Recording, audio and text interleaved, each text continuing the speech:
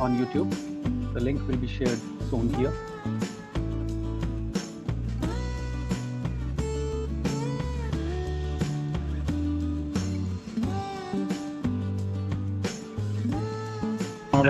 Live.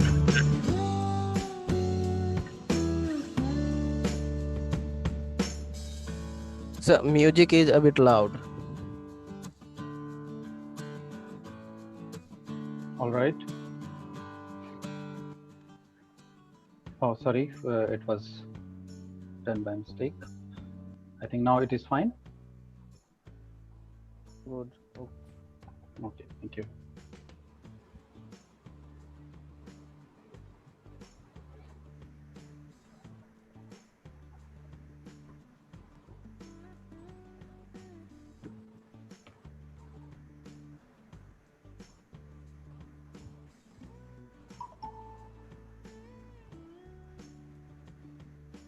Gunriji, your picture is distorting that. I think this virtual background is not working fine. No, sir. I think I need to take it off. Maybe you can, yeah.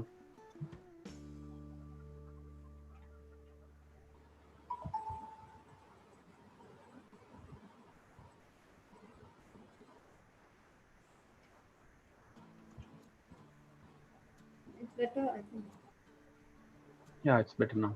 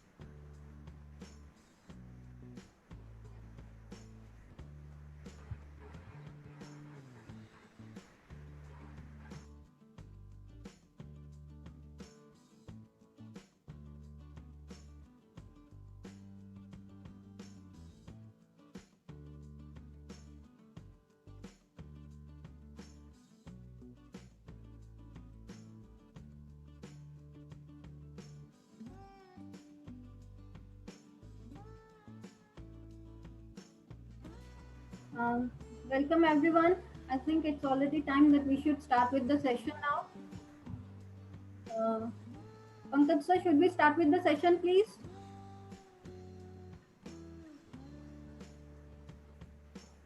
Sir, you need to unmute the mic, please. Now I am audible? Yes, sir. It's good now. Audible? Yes, sir. You are audible now. Okay. So, Sonuji, shall we start?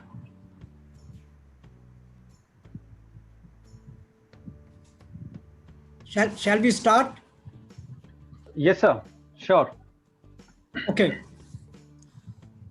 Dear participants and my dear colleagues, on behalf of the Department of Russian, Punjab University, Chandigarh, I extend warm welcome to all of you to this webinar workshop on the topic Technology in Teaching and Learning of Foreign Languages, Challenges and Prospects.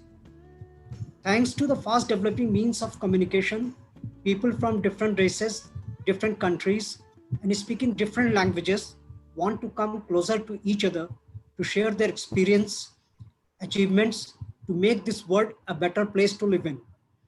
This is where the knowledge of foreign languages becomes all the more important and pertinent. In the era of globalization, the ever-increasing demand of consumer goods stimulates various economic activities that lead to establishing close economic ties among our nations. This is where the foreign languages play a vital role in strengthening mutually beneficial relations among our nations to build a strong national economy.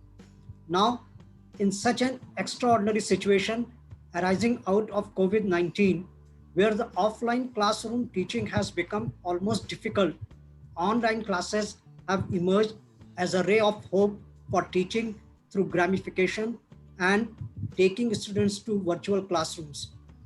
Technology is a key building block in facilitating collaborative learning. It can be one of the ways to create real and enjoyable atmosphere for young language learners when it is used effectively. With this aim, the webinar workshop on technology in teaching and learning of foreign languages, challenges and prospects has been organized today, where the participants from more than 50 cities of India and participants from Russia and Uzbekistan are taking part. Dr. Sonu Saini will deliver a special lecture on different aspects of online classroom teaching and learning of foreign languages with the help of different online tools. Dr. Sonu Saini is a well-known expert in Russian language and literature in India. He is working as an assistant professor at Jawaharlal Nehru University, New Delhi.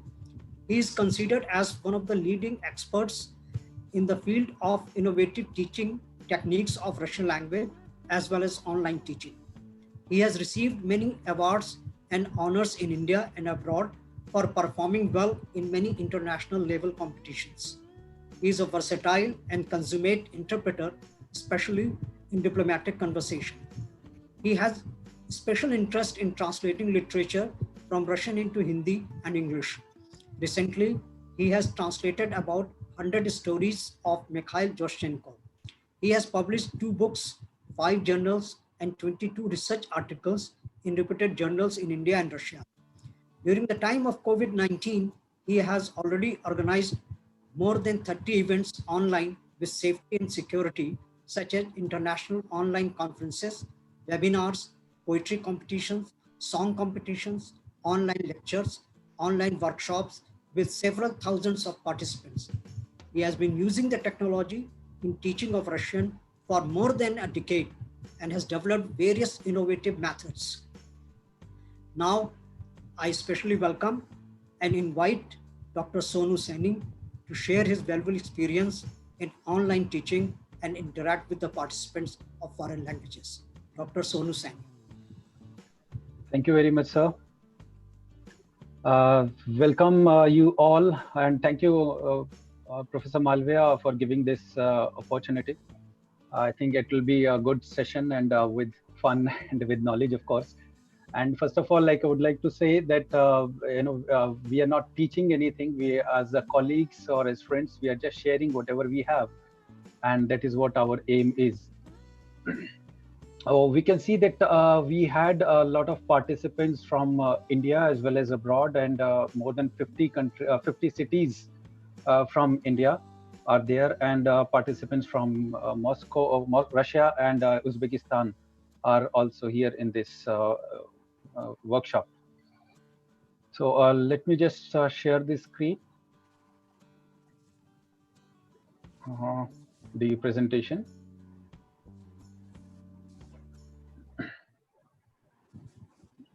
Gunriji, can you please confirm whether the screen, the PPT is visible?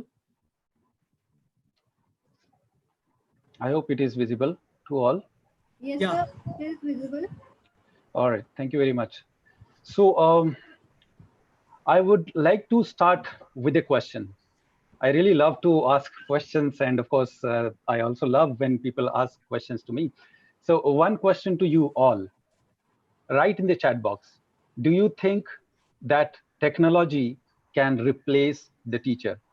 And your answer should be in yes or no. Let's take 10 to 15 seconds. Quickly write in the chat box. Okay, I can see that people are very fast, like they have already started. Okay, well, somebody said yes also, and maximum it is no. I can see yes. So Taranjit ji says no, no. Parijat says yes. Manju Rani says no. Yes and no. Wow, Ramnik, what a diplomatic answer. Yes and no. No only party. Raghavji, yes. Good. Ashish Kumar Mishra, no. Okay. So that is the question, like whether technology can replace the teacher.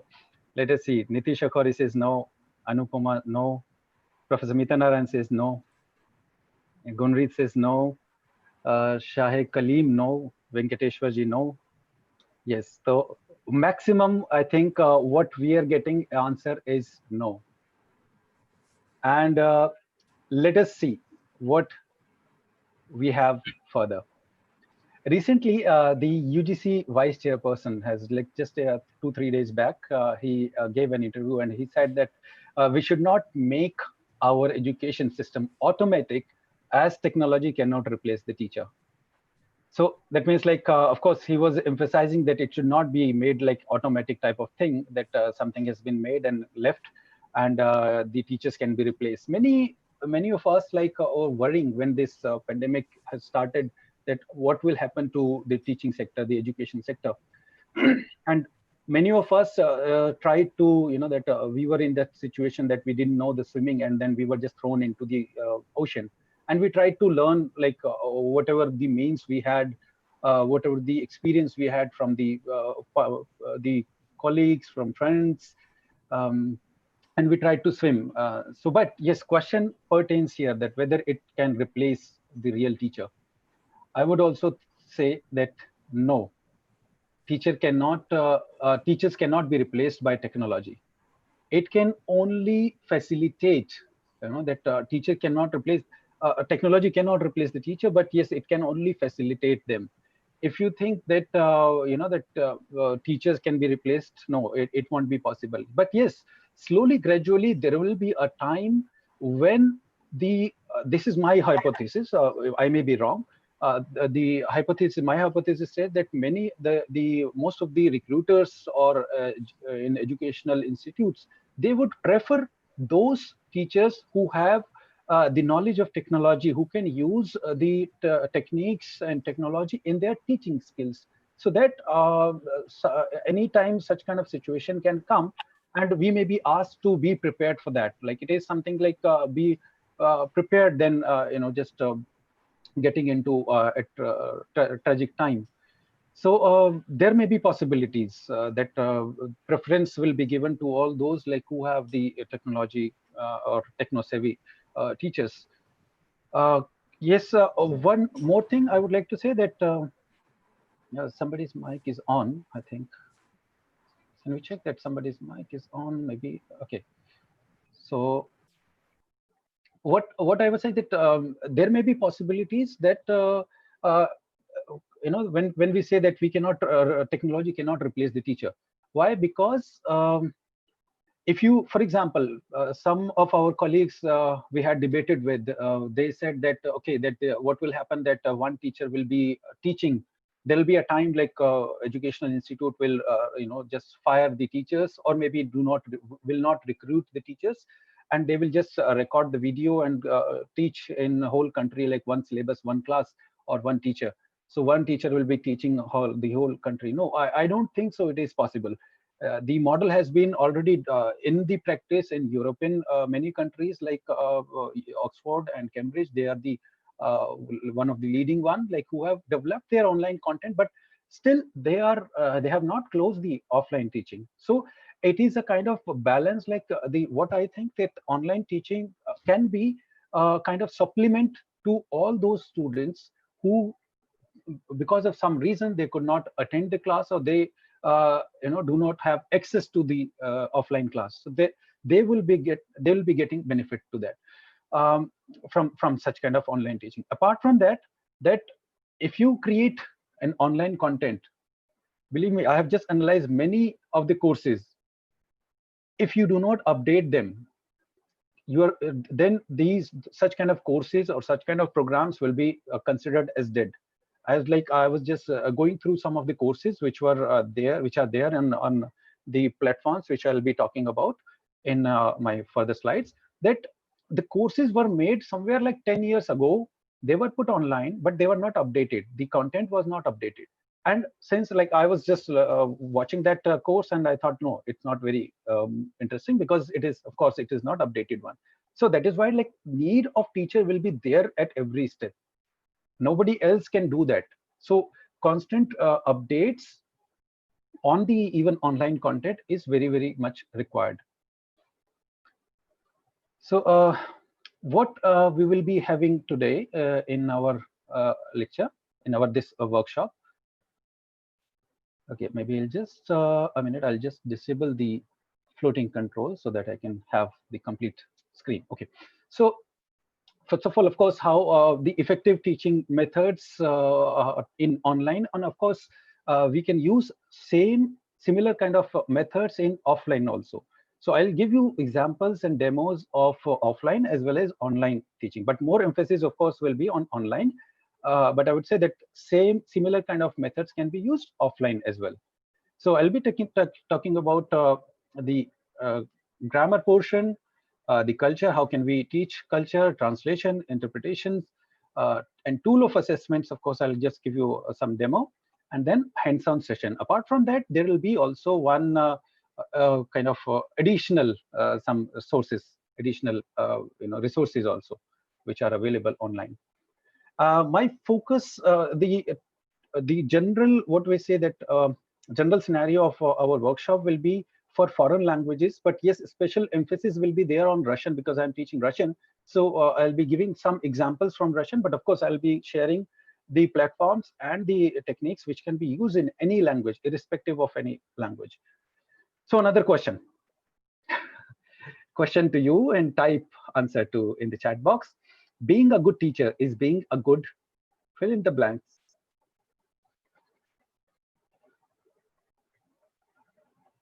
Fill in the blank. I think let me just stop the music also so that it won't disturb. Yes. So please write in the chat box. Gautam Kashyap says student, Anagaji human being, Richa ma'am saying communicator, and then Dimita says learner. Of course, yes, good. Nitin Goel says communicator. Vanati says learner. Professor Meeta Narayan says facilitator. Lakshmi Baiji says student. Ashish Mishra says best mentor for student. Okay, that's good. Educationist from Amojuri. Subhash Kumar says facilitator. Taranjit ji says motivator and leader. Okay, that's good. Leading quality is also required. That's good. Expressionist, Professor Malviya says expressionist. Okay, that's good. Shivaji ji says good reader. Okay, good reader. That's good. Dipti ji says constant learner. Okay. Oh, a lot of answers are coming here. Listener also, yes. Shahe says communicator. All right. I can see that people are raising the virtual hand. If you are doing it for checking purpose, please lower that hand. Of course, we'll be taking questions in between. Okay, so what I think is good. Being a good teacher is being a good learner. Many of you have already answered this. This is my personal, observation of my personal view. Many of you have already given some various answers, so that is, of course, can be considered as the same as like Ramnik ji says, learner and communicator. I agree. But what I think, like being a good teacher is always good. Like being a good learner, because we always learn till we live. The moment we stop learning, that means like the personality of teacher is gone away from ourselves. Okay, so let's move further. Right, yeah. So in grammar, what I am going to present here is the e-content, where and how we can find e-content, the online exercises, of course, like how we can practice, and then picture of content. It's very simple. Many of you are already maybe doing it, or maybe many of you are still not using that. And online interaction. Yes, kind of like how can we have online interaction, which kind of platforms you can use, and which kind of ways you can use to have a safe environment for online interaction. Okay, so first of all, I would like to say that online is that kind of ocean of information and e-content, like the content, which which is enormous. We need, I think, whole life to learn like what is there on web. Uh, I was just going through the various kind of e-content websites. Of course, I was focusing on the Russian language, and I have also focused on try to jot down some of the resources which are common to all. Like for example, Swam. that SWAM is there as a common platform, in which you have thousands of courses, and it is like one of the most popular platform in Asia. I can say that, which hosts a number of a thousand of courses, and on languages also you have a lot of courses. So as a teacher, what we can do, we can we can just go and assess the course, and if we like, or the whole course, or maybe the portion, then we can always recommend the participant or the students, that how they can, that how they can uh, or what portion they can assess, or what portion they can attend, and then later on we can just discuss with them. So in the same way, like Pushkin Institute also has a lot of material, a lot of e-content on their website, on their portal, and some of the links are here, like learnrussian.rt. This is Russia Today group has made this portal, and they're very, very interesting. I've just gone through all these website and content, and I generally use such kind of content wherever it is possible, like wherever in whichever group it is possible, like Russian language, russianlessons.net, Russian for everyone, find out russian.com, landing, ruski.info.en, interesting russian.com. Then this is also very interesting, like Chastirechi. So if you're just teaching parts of speech, so then you can use this particular platform. Then russianforfree.com, they have also wonderful audio video kind of material, which I'll be showing, of course, I think. And this is also one of the most important one. I generally get messages or requests, or suggestions, that where people can find books, the whole books in PDF or Word format. So dear friends, like this is one of the leading platform where you can just log in, create your account, you get 100 points, and for each book, whenever you download, they ask for 5 points or 10 points. So 100 points you get in the bonus. So that means like maximum you'll get 10 books for free. And in case like those 100 points are over, you just create another account. Sorry, because we are a teacher, like, so we won't ask you to pay, and we will not suggest you to pay for downloading the books. So, and the material which is available over here, they are not generally available on internet, like in open access. So you can find such kind of books over there, on maybe the specifically I'm talking about the Russian language. It can be on language, literature, culture, translation, and all. And recently, like yesterday, I was one of my students was saying something about on a particular subject, and I just log into my account here to epix.com, and found that that book is there. And I just quickly emailed him that soft copy, and he was very happy that okay, that suddenly he got the book, like for which he was looking for many months, even because that book was left in his room in the hostel, and he is now at home. So that is the one of the ways. So what I was telling, that if your 100 points are over, you can just make another account and get another 100 points to download the books free. I'm sure such kind of platforms are there in other languages also, that where you can find the books and things online. So these are some screenshots of the platform which I was talking about. And here I'll be demonstrating some of them.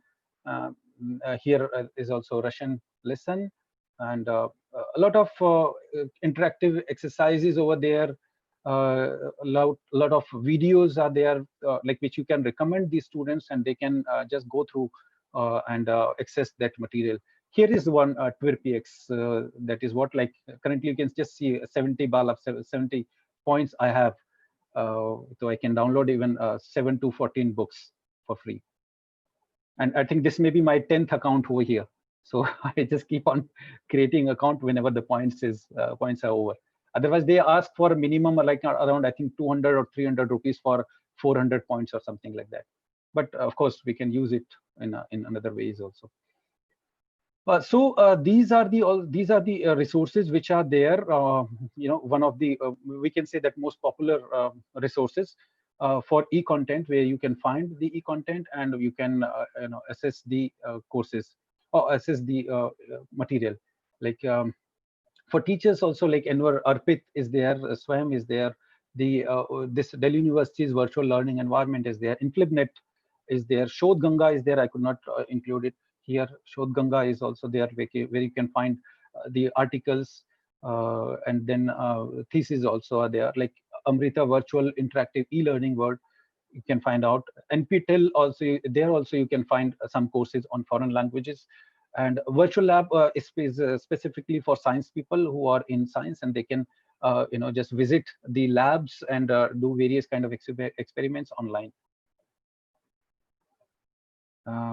Okay, so next we can go like online exercises.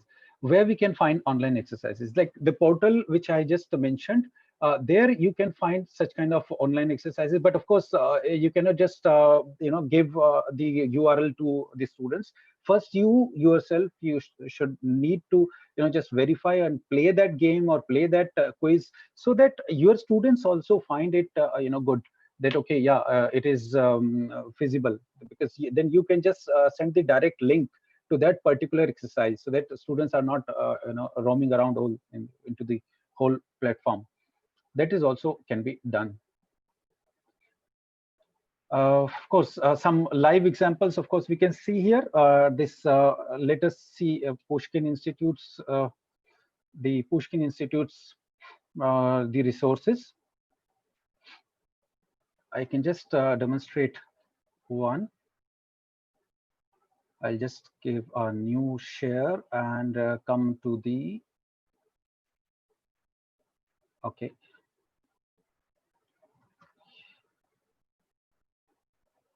Just a minute, I'll just say, okay, that it's a new share with the website.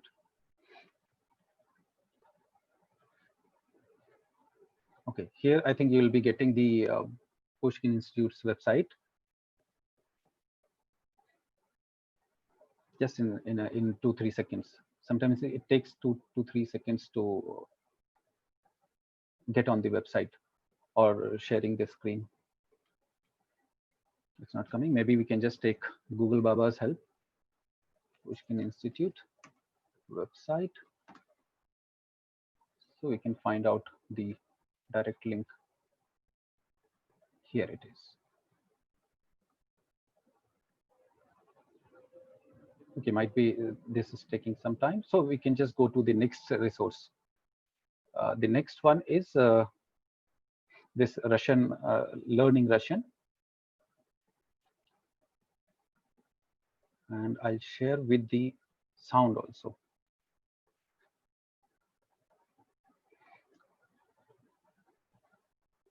What is best in these sites? Like you can have a video of native people, which will of course improve the spoken skills and listening skills, apart from reading and knowledge of grammar.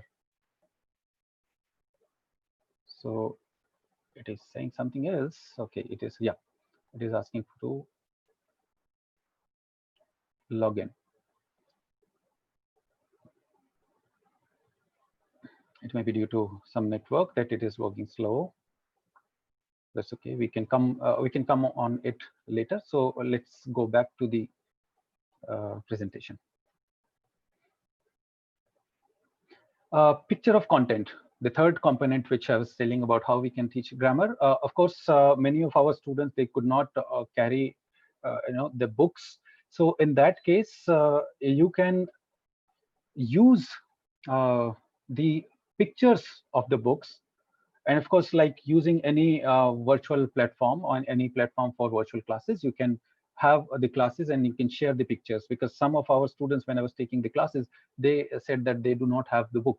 So we just click the picture and share with them, and they're okay that in this class, so the next class will be going through this material, and then we easily had this session. I think many of you are already using this one. And of course, you can use the whiteboard to draw or to type over there. Now, another question before we go to the online platforms. Can we all go to menti.com? The volunteers, can we request you please message the link to the poll? if you can go to the menti.com, or you can just find out the direct link over here. Volunteers Vikram and Krishna, can you please made a message here the link? Okay, in case Entering. you're getting it. Yes, sir. Okay, so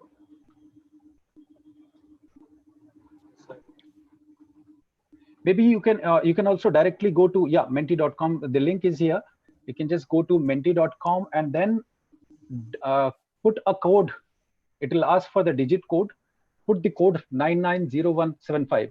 See, menti.com is also one of the resources you can use in teaching or learning process. If required, I can tell you that how to build up the programs or build up the poll or quiz over here. So I think let me just log into the portal. I can see people are logging in. So I'll just share that screen. So you can also see live what it is going on. Yeah, here. So we are having the poll now, and this is live poll, and you can see people are voting. Like around 15 have already said, like, for which platform do you use for online classes and interaction. You know, this poll is required because what further I am going to tell, that will be that will of course reflect the inputs from your side. So that's why your inputs are required. So please go to menti.com. I can see 18 have already here. Come on, please come on to menti.com and give your answer over there. So you can see Zoom is leading still. 21 have answered. In case like you are unable to go to menti.com, you can just go to another window on your phone, or you can just press the center button of your mobile, and of course the Zoom window will go into the background, and you can just open the browser and just type menti.com, menti.com, and put the code which was there, 990175. I can see Sandesha Rayappa ji is there, who is also the master of menti.com, our colleague from JNU. And she has just posted the link, posted the digit code. You can see, wow, 30 have already answered. 32. Okay. Come on, just 10 seconds more. So Mirigul is saying Zoom, but through the chat box. And Sajal Dey is saying, Dr. Sajal Dey is saying Google Classroom or WhatsApp, Ramanika ji. Okay, see, answering in the chat box is fine, but if you can get into the menti.com, then you can see the live results over here. So that it can give a clear picture, like which platforms are being used for online classes. This will, give a clear idea, because we have a lot of myths, a lot of hawks kind of messages through WhatsApp University. So in this way, like we can clear that picture, that what actually is. That people are some are saying that Zoom is not safe, or some are saying Google Meet is not safe, or Classroom is not safe, or other platforms are not safe. So we can just have over here.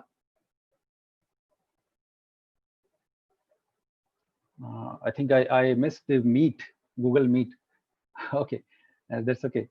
Because maybe Google Meet, what I consider till the date, is one of the most unsecured platforms. You know why? Because anybody can barge on, anybody can present the screen. For example, currently we are talking here. Currently we are having, suppose like we are having this session on Zoom meeting. So what happens, like by mistake, it happens a lot of time. By mistake, people click on present. They think like, okay, this is just to mark the present, that I'm present in the program, and the whole screen of that particular person is here, and my presentation will be stopped, and his or her screen will be visible. So it has been, we have seen such kind of things in many programs, and even people may use this to barge on or to bomb the meeting. They can show anything irrelevant, or they can show anything vulnerable kind of thing while somebody is having meeting. So that's why still Google Meet doesn't have this kind of control that they can restrict participant to accidentally share the screen. So let us come. I think 45 have already answered. So you can just see that maximum have said Zoom, or they are using, of course, Google Classroom is another platform. WhatsApp is also one of the popular. 16% have said. What I wanted to say is, this Minty.com also can be used, first of all, in your classroom teaching, where you can just play live games, play live quizzes with the students on the content or on the portion you have studied. And here is the table like analysis which I did on my own. That what basically the current situation of various platforms, as per the recording duration, sharing. Cisco didn't have still it doesn't have any limit, but from 1st July onwards it will have the limit of 50 minutes. This is what latest update which was appeared yesterday. So 1st June onwards, or 1st July onwards, they will be limiting the meeting, free meeting, like free account with 50 minutes of duration. So in the ways of like where we can have chat, where we can have captions, captions are basically the when we are speaking, so things are being written over here, like captioning is there, like as like subtitles, so they are generated automatically. Google Meet has this facility. So if you are speaking in English, or it gives only in English. So if you're speaking in English, then it will just very beneficial for people who are maybe having that hearing issues. So they can use Google Meet for the classes. So whatever like you are speaking in English, that will be typed automatically on the screen, and that will be good for them. Such things are not there in our other platforms still. Yes, team has this facility, but not others one. Ease of use, I would say that of course WhatsApp leads, and Zoom is following with that. Because Zoom has a lot of controls and a lot of options, so we need to learn before having meetings and all, so we can have a safe environment. Recently, we had, last 3 months, we are having a constant workshop after every month. That is called Empowering Teaching Through Online Mode, called JNUVTOM, which the first workshop we organized on 18th and 19th April, and then May, and then in June, and next is being planned in July. So what there also the data shows that how many of people, that teachers, they all are teachers, like teachers data is collected over here, that how many of people are using Zoom, or which platform they're using. So you can just see what the world is saying, what the other colleagues are saying. So Zoom is the maximum number of people are using. Like here also, like in the latest one, 2,000 people. Here also 2,000 people. 2,000 people were using the Zoom in their day-to-day teaching or online meetings. So that is what I wanted to say, that yes, it is there, like but yes, it is not safe. Like some of our colleagues said that it's not safe. Of course it's not safe if you do not take care all the settings, or if you do not take care all the controls in your hand, because like for example, currently if you try to share the screen, you'll not be able to do that, because that control has been disabled from here. If you try to unmute your mic, no, you cannot do that, because that is disabled from here. It is all to just to make meeting or programs secured, so that nobody can barge on, because we have seen some various kind of events where people have barged on, and they have said in improper words, or some improper kind of content or things were delivered. So that is what one thing. Now let's go to the culture, how we can teach culture. Maybe just a minute, I have just have to plug on my laptop's charger, because it's getting drained. The battery is going down.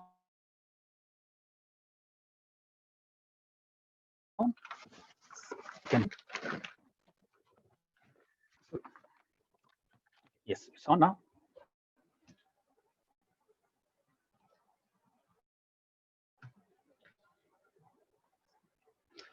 So the next component, which was here, like how we can teach culture. This question also comes a lot of time. Like, okay, grammar is fine. Like you can just click the picture and all, and you can use the online resources. But here also you can have such kind of like online resources where you can just recommend the students the particular portion, and then you can just have such kind of first, like you can give the sources or material, or you can just explain them, and then you can with the such kind of Kahoot or maybe Google form, you can create the quiz, or through menti.com you can create the quizzes, and just have the interactive type of classes.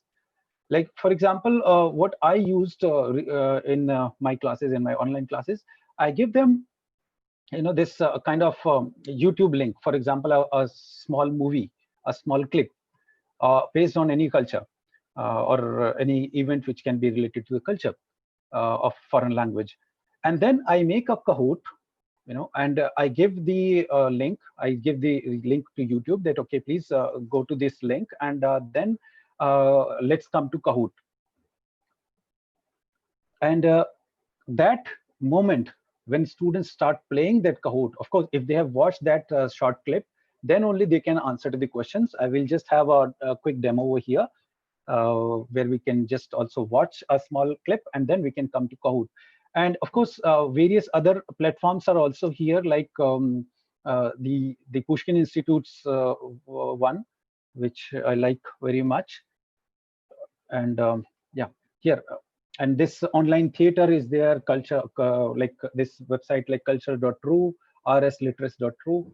So various kind of e-content websites and resources are there online. They are in thousands, actually. They are in even in many thousands, such kind of resources.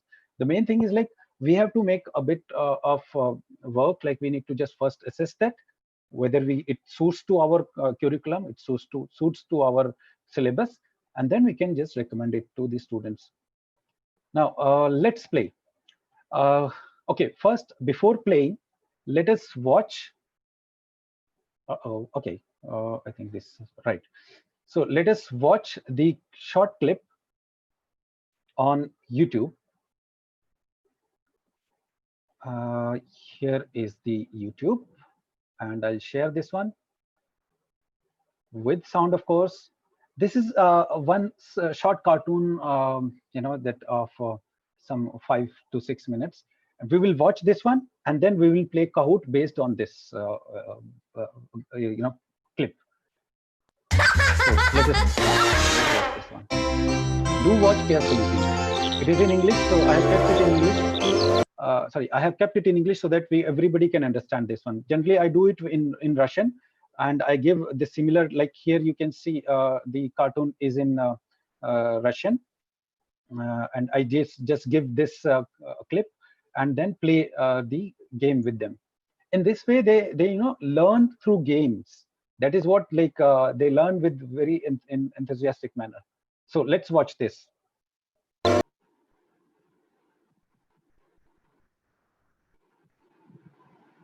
Sir, please unmute yourself. Thank you, Krishna.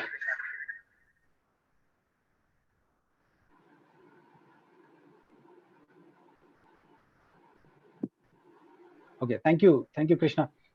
It happens sometimes. So you have, I hope you have liked it.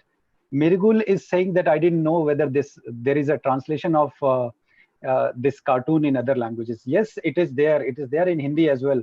And like, my daughter loves this cartoon very much. And I remember, like, now it is on Nick Jr. channel. I think it is 12 to 1 and 4 to 5. They telecast this Masha and Medved, Masha and Beer, in Hindi also. So in some of the cartoons, I have also worked, not in Masha and Medved, but other cartoons, like to edit or to translate those cartoons into Hindi. So I hope, like, they will be also released soon. See what now we can go. We can come to Kahoot. We can come to Kahoot.it. The volunteers, can you please share the link to, maybe you can just I can maybe also post here, and you can also post. The link is here already. Thank you, Krishna is already here. So you can just click the link and you will come to a this Kahoot game, and there'll be 5 questions only. So just answer to them as you feel like as per the video. Let's try this one. You can see, okay, we can just see how many have already joined.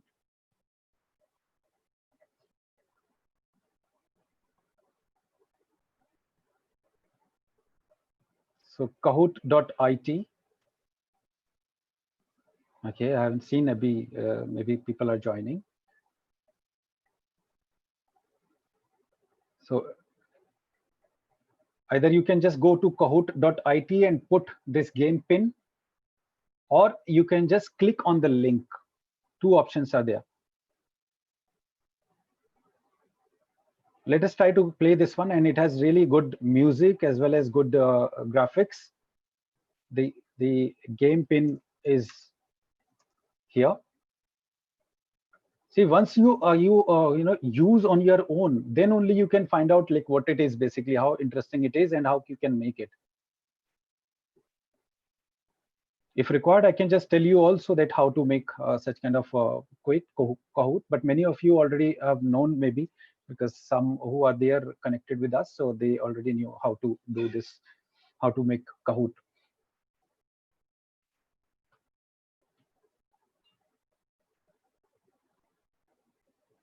Let me check whether I'm on right track or not, right Kahoot or not.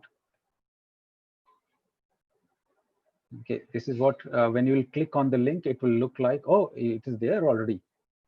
So I think there is some, this is something else.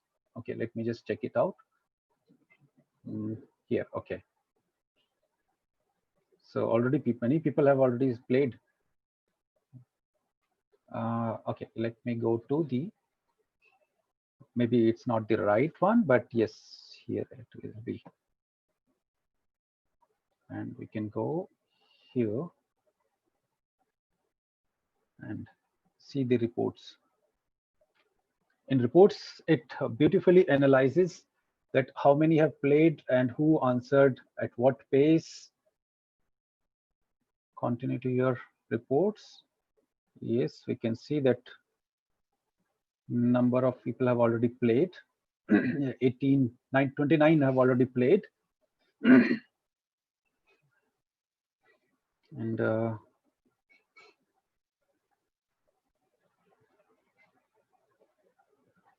so 14 are still playing.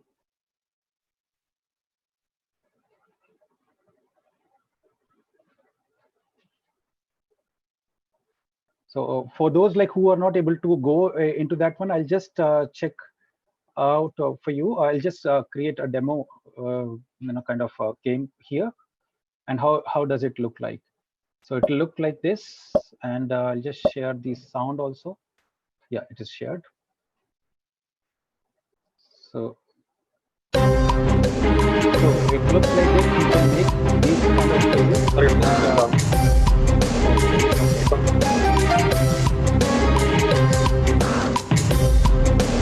Volume.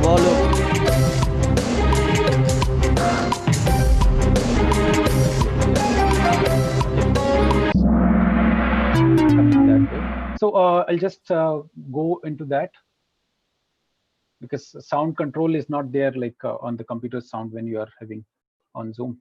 So maybe I could not find that setting. But yes, what we were saying that, yeah, here in the reports, you can see how many people have played and who has answered the questions correct. And of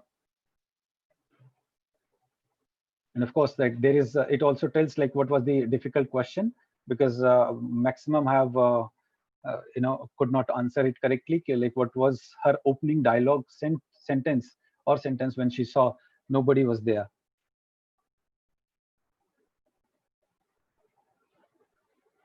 Yeah, here it is.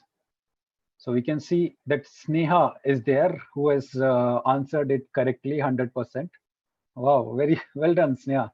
Then GK, Preeti, Jaswant Singh, Sush. Okay, Sush is also there. Aishwarya, Cashew Nut. So you have given some good nicknames. So in this way, like, that people, it is also showing like what is your score. Of course, it is a kind of game, and in game, like, you have a particular score and points, that's okay. But main thing is like, uh, if you have participated, that I always say, if you have participated, and even if you have the minimum score, even zero, like GK here, that's okay. Because when you have participated and you have answered wrongly, then also you learn a lot. Okay, what was the correct answer?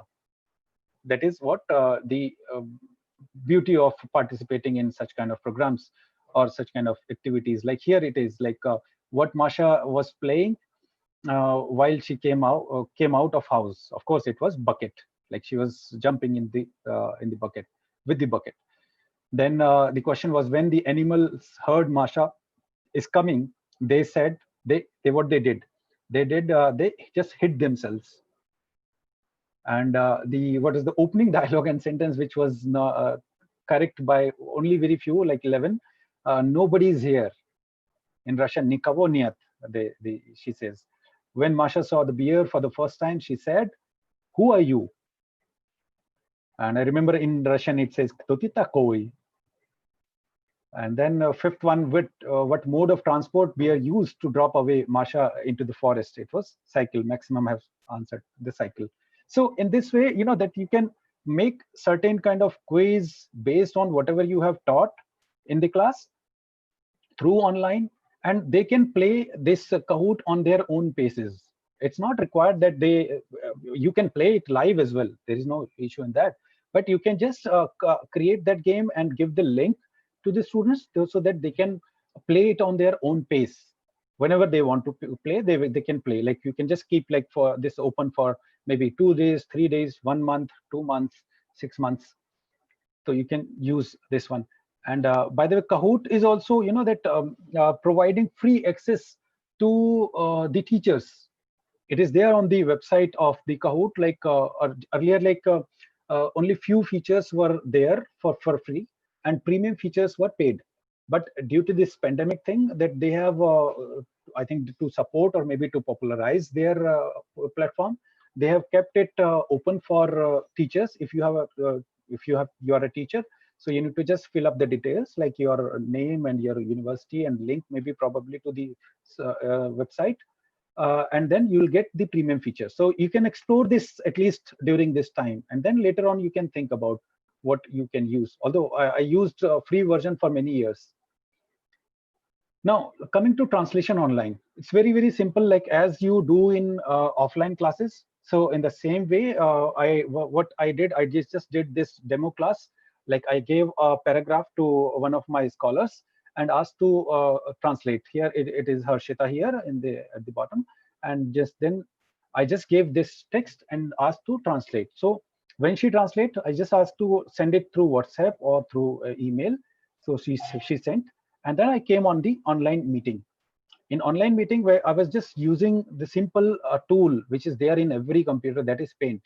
So through Paint, I was just discussing, okay, that that Banya in Russian, it cannot be translated at hot house. It is a literal translation, and to get cool, and what can be used in which word, which are aspects, which aspects are not correct or which are correct. So in this way, like we had, she has got the exercises.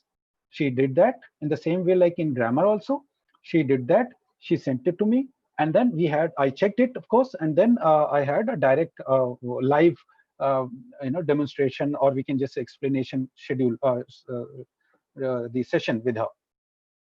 And I'll just show you the one example like this. So now let's say can be outside, depends on the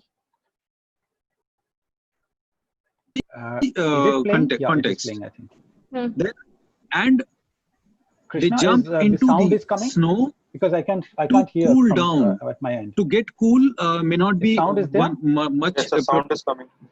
Okay, I think I can see that Harshita. Okay, this is giving me a false thing, like Harshita and this another scholar of our Abhinav is here. So in this way, like I just did this simple exercise with them online, Of course, I'm not teaching translation, but I did it like just for a kind of experimental way, like whether how effective it is. And they find it very good.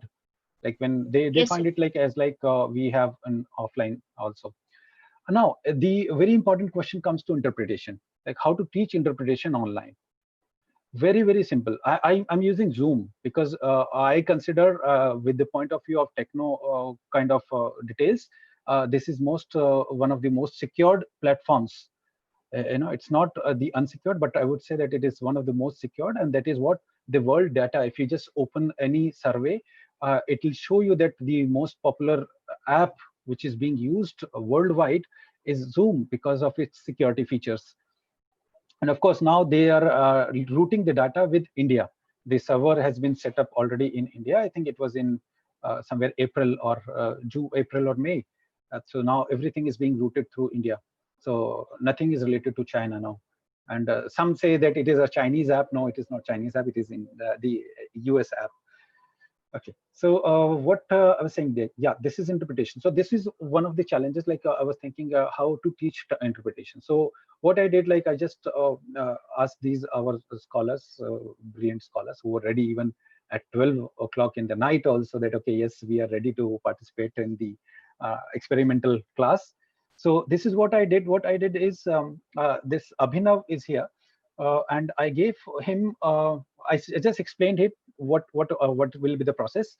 So what was the process is I recorded a sound, an audio, we're having a dialogue, and in which like I asked him to use this audio as like as a person is speaking, and you need to pause it and interpret that one sentence or two sentences into that target language.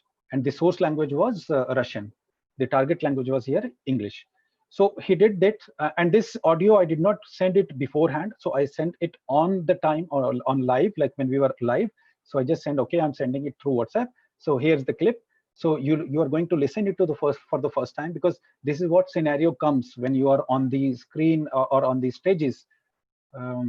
I think it's a time of break. So I'll just finish this interpretation task, and then we'll have a break of 5 minutes. So he did the same, like he received the audio, and he listened to the audio for the first time. And of course, he translated, he tried to translate, and let's see how he did. Here is the live video, the demo video, which he did. Однажды в этой деревне было минус 71 градус. So it's a consecutive Once translation. in this village, the temperature got down to minus 71 degrees Celsius. Но жители деревни привыкли к холоду. And the people who live in this village feel too. So this is one of the shortest clip to just save time, that he was listening to the audio, and that was of course audible to me as well. And then I had the text, I had the audio as well. So and then he was translating one by one sentence by one sentence.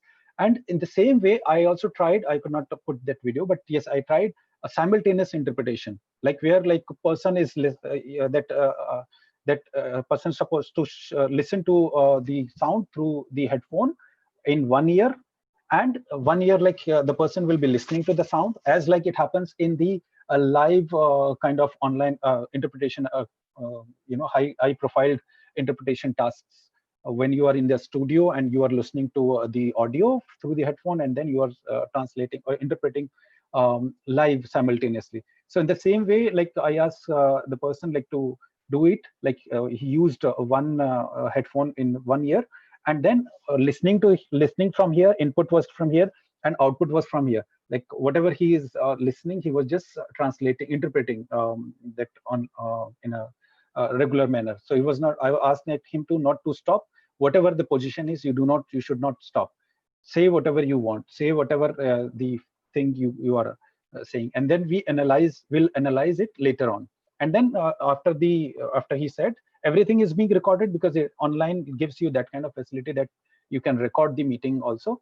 Like currently this workshop is being recorded. So after recording that, we analyzed it. Okay, we said that, okay, this for version was not good, and maybe this was good, and this is what you have done, and this is what it can be done, and it can be improved, and this is what how you can take notes while listening to the source audio. So this is what I was saying, that Однажды в этой the one of the examples. And of course, we'll go for a break for a while, for 5 minutes, and then we'll come to the tools of assessments. I hope yeah, some questions are there for simultaneous interpretation. There are specialized headphone with mic. Yes, of course it is there. But as like we are on this pandemic situation, we cannot have specialized mic and headphones with everyone. So we use the simple technique. The technique is same. Like from one ear you are getting input, or maybe you can use both the headphones, and you have whatever you are listening here, and you're just giving the output. And the mic is your computer, or can be your mobile phone, through which I am getting the audio. I'll get only your that audio, like person who is doing the interpretation. Okay, quiet for translation. Can I ask? Okay, question for translation. Yes. Maybe we can take some question and then we can go for break. Professor Malvia. Maybe okay. Let's take yes. Professor Smita Narayan is here asking the question. Yes, Professor Narayan. Yeah, thank you, Sonu. It has been a very interesting session till date, and let me congratulate you and also wish you that with your vigor and your vitality and your energy, you bring out more and more of such new innovative methods to take Russian language ahead. I teach translation. I teach translation. So I'm more interested in the methodology of teaching translation. It is good that you have said that, the students can send us the versions and we tell them this word is not right, or, you can check word to word.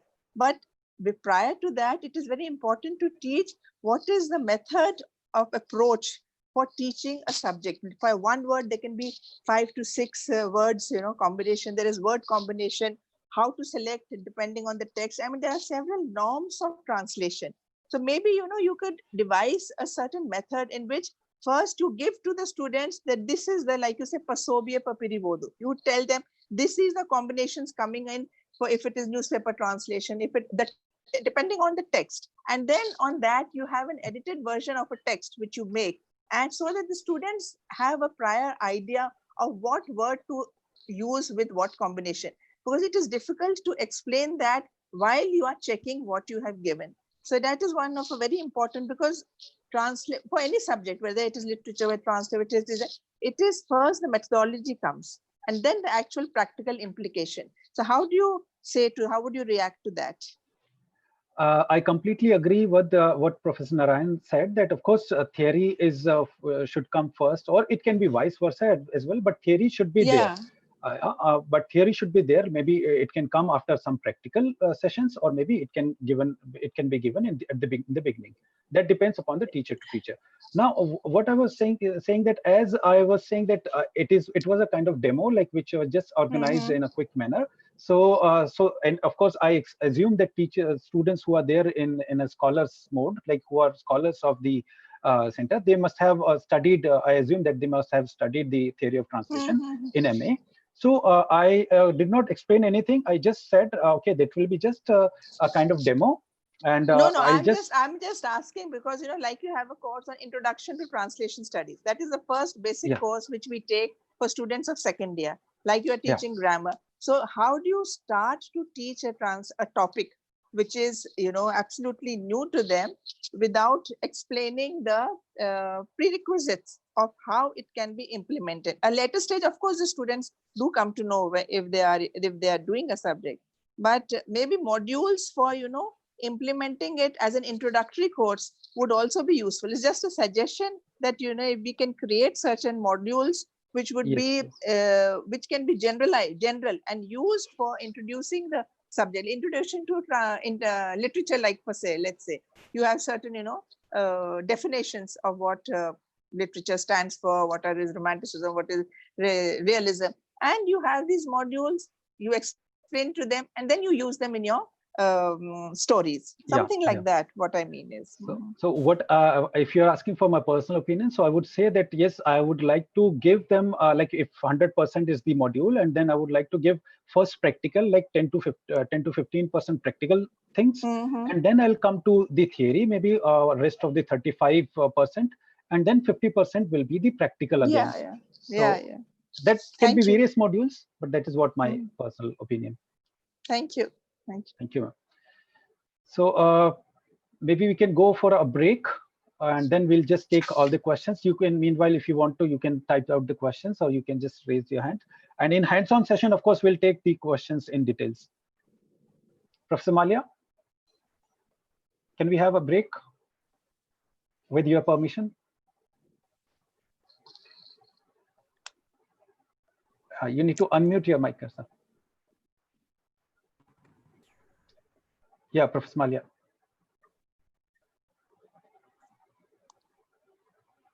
Yes, your mic was unmuted, but then again, it was muted. Yeah, it is unmuted now. Yeah, we can have break for 5 minutes, and All then right. we back and continue our session. Sure, sure. All right. Thank you. So we'll meet after 5 minutes sharp. Okay.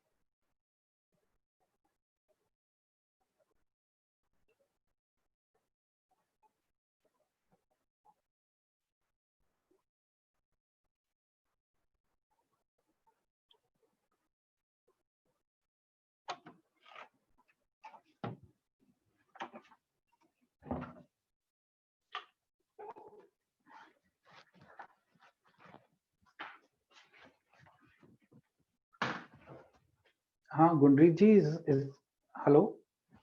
Gunrit ji, is it going fine? Okay, okay. In case of any technical issue, or in case like sound is up or down, then you can just let me know. We'll just adjust. Yeah.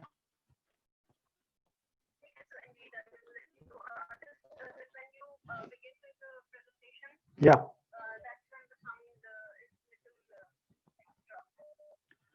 Okay. Okay. Okay. I got it. Like this background sound.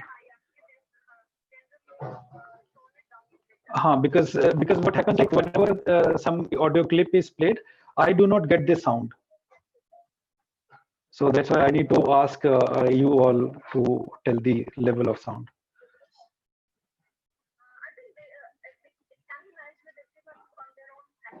Yes, of course it can be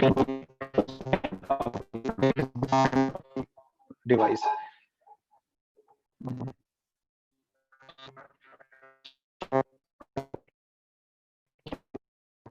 Thank you.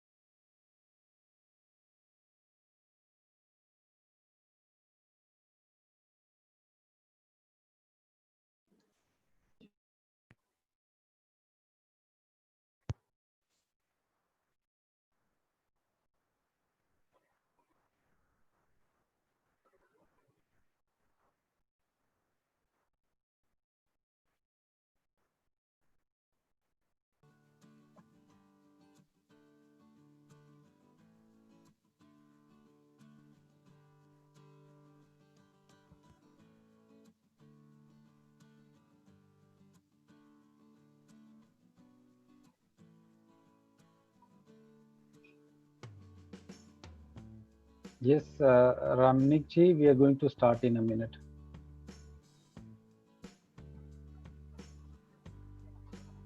Adipur Srinivas ji, you are saying that the audio is not clear. See, everything is fine from our end, and I hope audio is clear to all. Maybe you can just rejoin. You can just leave and join again. It will resolve the issue, or maybe specify the issue so that we can help you.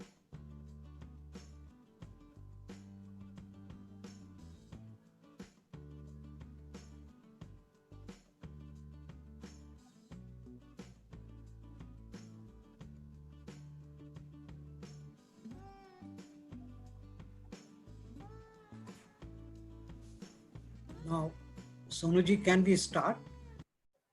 Yes, sir. So now please continue. All right. So welcome you back. How you can say that? Welcome back to the show. So we're coming back to the presentation now, PPT, and here we left. Here we were.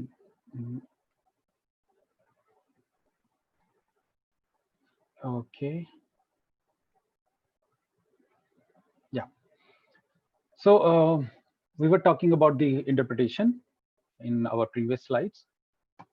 And Vithalji said that yeah, special mics are required. Of course, we have used those such kind of mics, but as I was saying that it is not possible during this time of COVID, and to have a specific designated lab. Generally, it is a lab is required when you are on offline, but online gives you some more benefits, like you can use such as like the methods which I explained, maybe to have at least something than nothing. So this was the demo video, and now we are coming to the tools of assessments. See, first of all, of course, nothing gives the feel of offline assessments. But when you do not have options, then of course you have to find out various ways. And that is what, like, we have also with our colleagues, we have come up with various kind of assessment tools, like, which can be used to assess the maybe term papers or maybe examinations, maybe assignments also. One of the ways is the very popular, that is like students are doing homework or solving the assignments or completing the assignments and taking the picture and sending it to through WhatsApp or through email. Another one, like, which we use for oral courses, like where communication skills is the subject, and students are generally asked to read the text, and then they should record the text and answer to the questions. That is what can be used for communication skills. And it's very simple. If you are using WhatsApp, you can just ask them to send through WhatsApp also, and then you can just listen to that audio, make your notings, like where or at which second that person has said something wrong or something right. And in the same way, like the picture which is over here, which you have maybe which we have just asked through WhatsApp, it can be edited.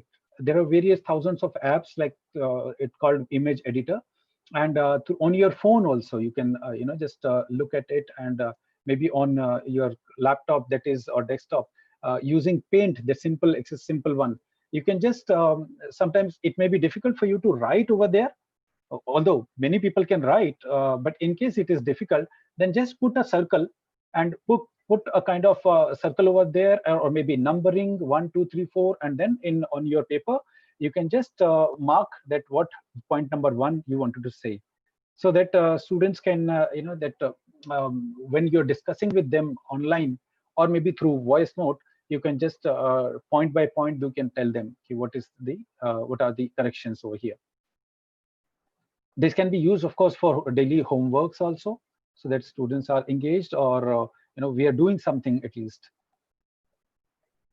And then one of the best what tools I would suggest is Google Classroom. It's very convenient, to have Google Classroom. See, Google Classroom, it's now free till September. It is free for all. After that, of course, they will ask for a charge. But your university or your organization should get this, because currently we are getting it through Google Apps, which is subscribed by the university. and that is also, I think, free of cost.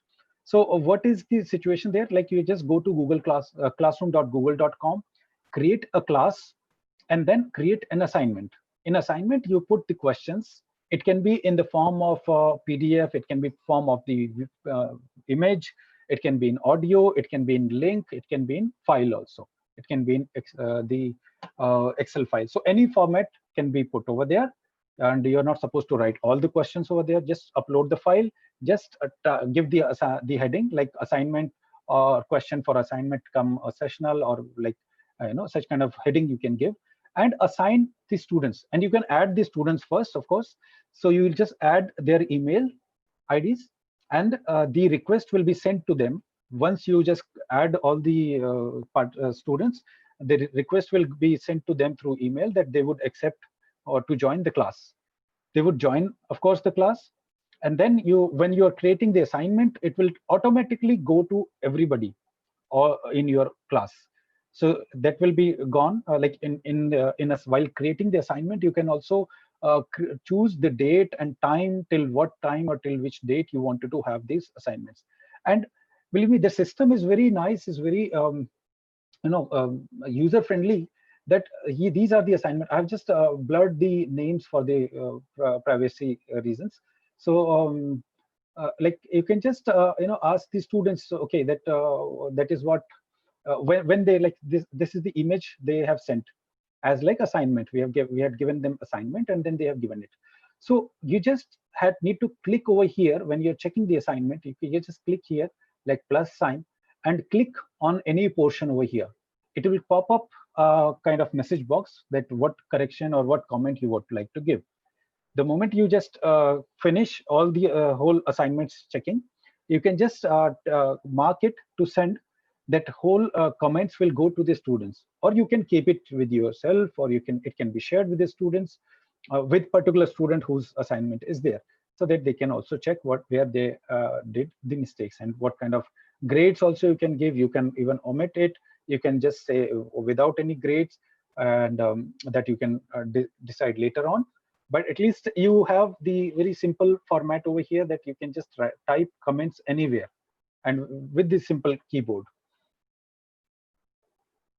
That is what. And another one, like as for communication skills, we have given the assignment also there, and I asked them to send through Google Classroom. So I made the assignment.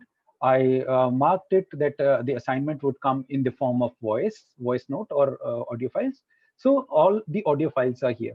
And apart from that, you can also appoint, or you can take assistance from the scholars or from the colleagues, that they can also be come, and they can also come and participate in this exercise.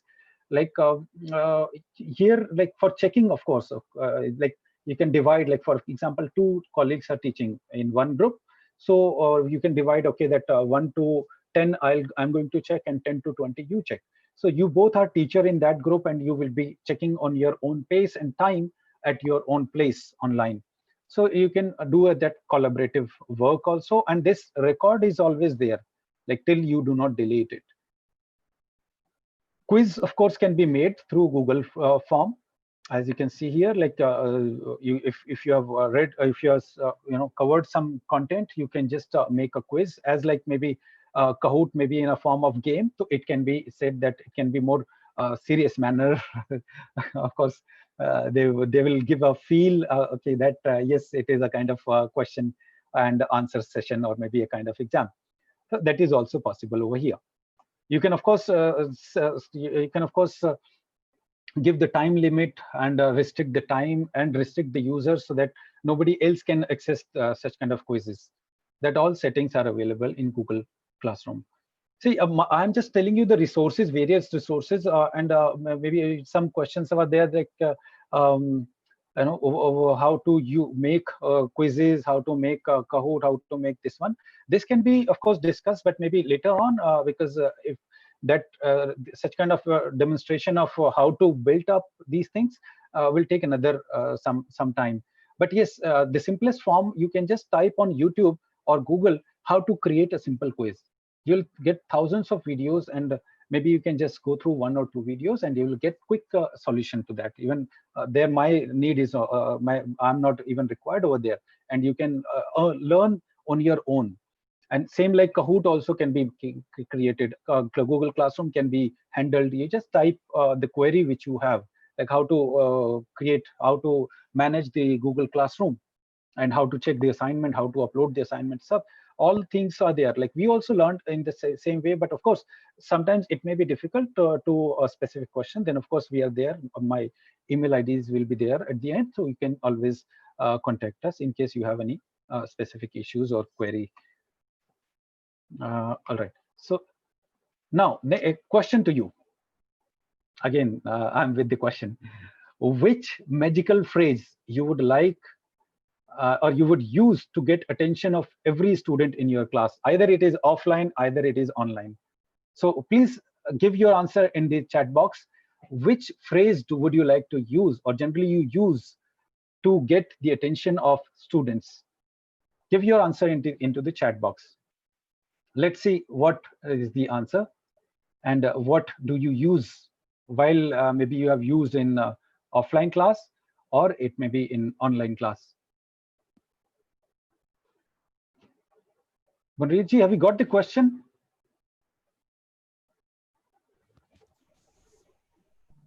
Yes, sir, it is visible. It is visible, yeah. So I think we are still waiting for the questions. Chat is enabled. Dear participants, can we have answers or response from your side? Oh, yeah, it has come. Now, Jai Chivnimanya, Marathi, in Marathi, Lakshmi Bai says Mulano, Ravinder Singh says Jai in Russian. Jai Chivnimanya, Jai, very good, nice expression. Okay, class, come on. Dimita ji says, Anga ji says, let's have some fun. Wow, that's good. Daragye Druzya, Shreya saying, Kaushal, Kishore ji saying, let's watch a video. Wow. Kindly look up. Professor Mita Narayan says, Monica Pandey says, your kind attention, please. Wow, that is very nice. Let's see for what Rebiata Pajalsta, Ria says. And then Anupama ji says, Dobre Utra Studentke. Sajaldi says, so what was the question again? Okay. And Prashant says, Rebiata. Okay. Then Sushant Seni says, Zdraste, and give them a funny stare. Wow, that's good. Repetition is mother of learning. Pankaj Malia sir, good. Davai Chipa told him. Vittalji says, okay, Gautam says, listen. Maybe in this way, I think I've read it correctly, the way you have written. We are going to play. Okay, Kashmira Shahaji says, we are going to play a fun game now. Okay, alias Anso Rivele, some other language. Maybe I do not understand which language it is. Alias on se Rivele, on pio the energy. Okay, energy maybe. So let us begin. Parijat says, Famina ji said, Daragie mai vнимание. Okay, слушайте внимательно. Taranji ji says, Pranid Ripyata tak. Sonia Brache. Pasiva, thank you. So I got the answers. Let me ask the question. Okay, still we are getting answers. So, when you have to grab the attention. Yes, I can see that many of you have answered what I also believe. Of course, everybody has their his or her own style to get attention. But for example, if everybody is talking, first of all, you can just shout like, "Ha!" I'm just joking. Not exactly that one, but yes, you can just say a magical phrase that is, "Let's play a game." That okay, Rebiata or guys, let's play a game. The moment you say let's play a game, and then see, their eyes like it will be double in the size, and smile will be 20 inches type of smile. What's the game? And the moment you say that game, and then you come, okay, like maybe we can just have a game online, or it can be offline. It can be through cards. Like when you are in the offline classes, of course, you can make offline games, such as like on cardboards. Various methods are there making such kind of games. Some of the methods are there on my YouTube channel, which I'll show you later. I'll show you the link at the end, so you can just go through the maybe you may have already played such kind of card games or which offline games in your class, but same way like online you can play through Kahoot, like which we have just recently played. So that is what like one of the methods, or we can say technique, even in online classes. One of the questions which generally people ask me, how do we ensure that students are listening to us? I generally say that, okay, you are not to be sure, you're not supposed to be sure about this. Then how are you teaching? How are you taking the classes? Because students are behind the wall, behind this online wall, and they can switch off the camera. Of course, they say that, okay, we have to save the bandwidth, and then if we switch on the camera, then of course our data will be finished, and we get only 1.5 GB per day, and then we cannot afford it because we have to also watch clips, videos, movies. So we cannot spend all the data on class. So generally they switch. Sometimes it is also on the network basis also that they switch off the camera. So that's okay. Now, how to make sure that they are attentive? They are attentive in the class. So one of the method is like you can just ask random questions, and second is you can ensure their participation. So it should not be one time like one way communication. Like currently what we are doing, I'm just in between, I'm asking questions, so we can find out, okay, who are the users, who are the participants who are active. There may be some who would not like to answer to the questions, but of course when you are in class you will expect everybody to answer. And the moment you see that, okay, one or two person are repeatedly not replying or not writing anything, that means they are not around. They may have put your phone on or laptop on standby mode, and they may be watching TV, or they may be roaming around, and you will assume that they are attending the classes. So that is what, like, you engage them into two-way communication. Do not put it like in a lecture-based teaching, but just put in a discussion-based teaching. They will also feel good, because then they also feel inclusive, that they are also participating in this teaching and learning kind of environment. So another technique which you can use, some of our colleagues already may have seen this, so I'm sorry for the repetition, but yes, maximum I can see that the audience is new. So what is that game? We have just tried this game, and we found it very interesting. That is called Out of Blue, and it's wonderful technique, wonderful method in teaching foreign language. It can be used in any languages, or or to improve the communication skills and as well as the thinking process of the students. Now, game Out of the Blue, how does it work? First step is like you give a word. It's kind of model is the extempore. You give a word to a person, and that person, the student, should start speaking immediately after looking at the word in that particular language which he or she is learning. Initially it can be for 1 minute or 2 minutes, and then gradually that you can increase the duration. And the key, of course, the key you should, as the method Professor Naran was saying, that method you have to teach them first, so that they can or maybe you can just try without the method, and then let's see what kind of difficulties they are getting, and then give them a key, which I was saying, that maybe starting in the beginning they should face the problems, and then if you give the key, then it will be beneficial for them. Then they will not forget these keys, like what can be used in this game. What is that? That is 5W1H. Very common that when you get a particular word, you think about these 5 or 6 questions, like who, when, how, why, what, where. Like, for example, if the question is furniture, like, or maybe just give a word. Give me a word.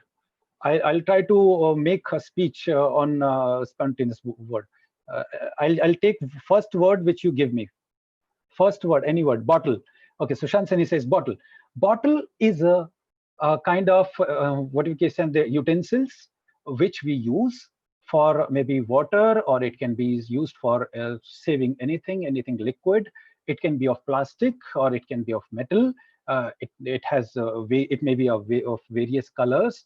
Generally, we have bottles in our houses. We also carry the bottle. Even I remember like when I was roaming around in Moscow, I was carrying a bottle, and people were laughing. Why you're using this bottle? Because we do not drink water here. We drink various other alternatives. And I said, no, bottle is my favorite. Like water is my favorite, basically. So I always carry, even if it is minus 30, then also I would carry my water bottle. Of course, the water temperature of water will be very lower, but I love the bottle. And it was once like I was traveling in the tram, in the bus, and I lost my bottle. And so and so and so and so on. So I can just keep on adding the fantasy or the words in my particular language which I'm teaching or learning. So this was just, I can I took the first option which was given. So of course I can I have now practiced, so I can make any extempore kind of explanation in Russian, in English, or in Hindi. And here, like, what key, first key was 5W1H. Second key is add fantasy, add or cook up your own story, add spices as a like folk narrators. Like folk narrators generally, earlier folk narrators used to add spices. Oh, you remember like what happened? Oh, remember you like that happened that day. So I just said that, oh, my bottle was I lost my bottle, or I was in Russia. Nothing was like that, like that. But I just cooked up the story, and of course explain them in the beginning that there should be no personal opinion, because whatever you are saying, we will assume that it is a total fiction, it is total cooked up story, because our main task is not to target a person that, okay, you said something like that on that day, and really this happened. So we don't want such kind of expressions. We can say that, okay, see, whatever you're saying, that is fantasy, so that will end over here, because our main task is to have a communication skills, have to develop our communication skills. And that is the way, when you get a word spontaneously, like on extempore basis, your thinking process get ignited, or we can just say accelerated. The moment you start speaking without thinking anything, that gives you the students a confidence that yes, they can speak. And of course, we are not going to stop them. Generally we record, like when I use this method in my communication skills classes, I record them, of course with their consent, that okay, I'll be recording this one, and then we analyze it. So after like while they are speaking, I should not stop anybody. So that if they are making mistakes, let them do. And then while analyzing the video, I'll ask them to, have you found anything wrong? Because generally you can see that more than 50% errors when you speak, and then more than 50% errors you can realize on your own, that what was the error.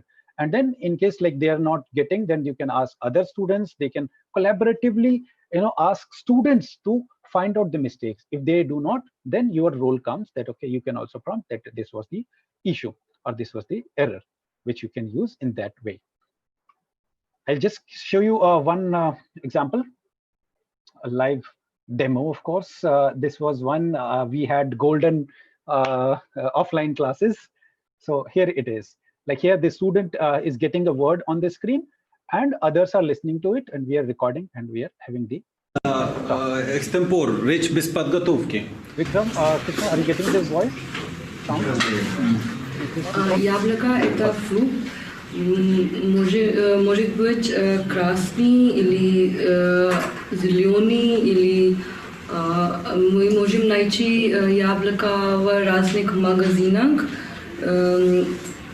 Это очень важно для здоровья человека, потому что говорят, что если... This is our one of the brilliant student who just tried to speak on yablaka, that is in Russian means apple.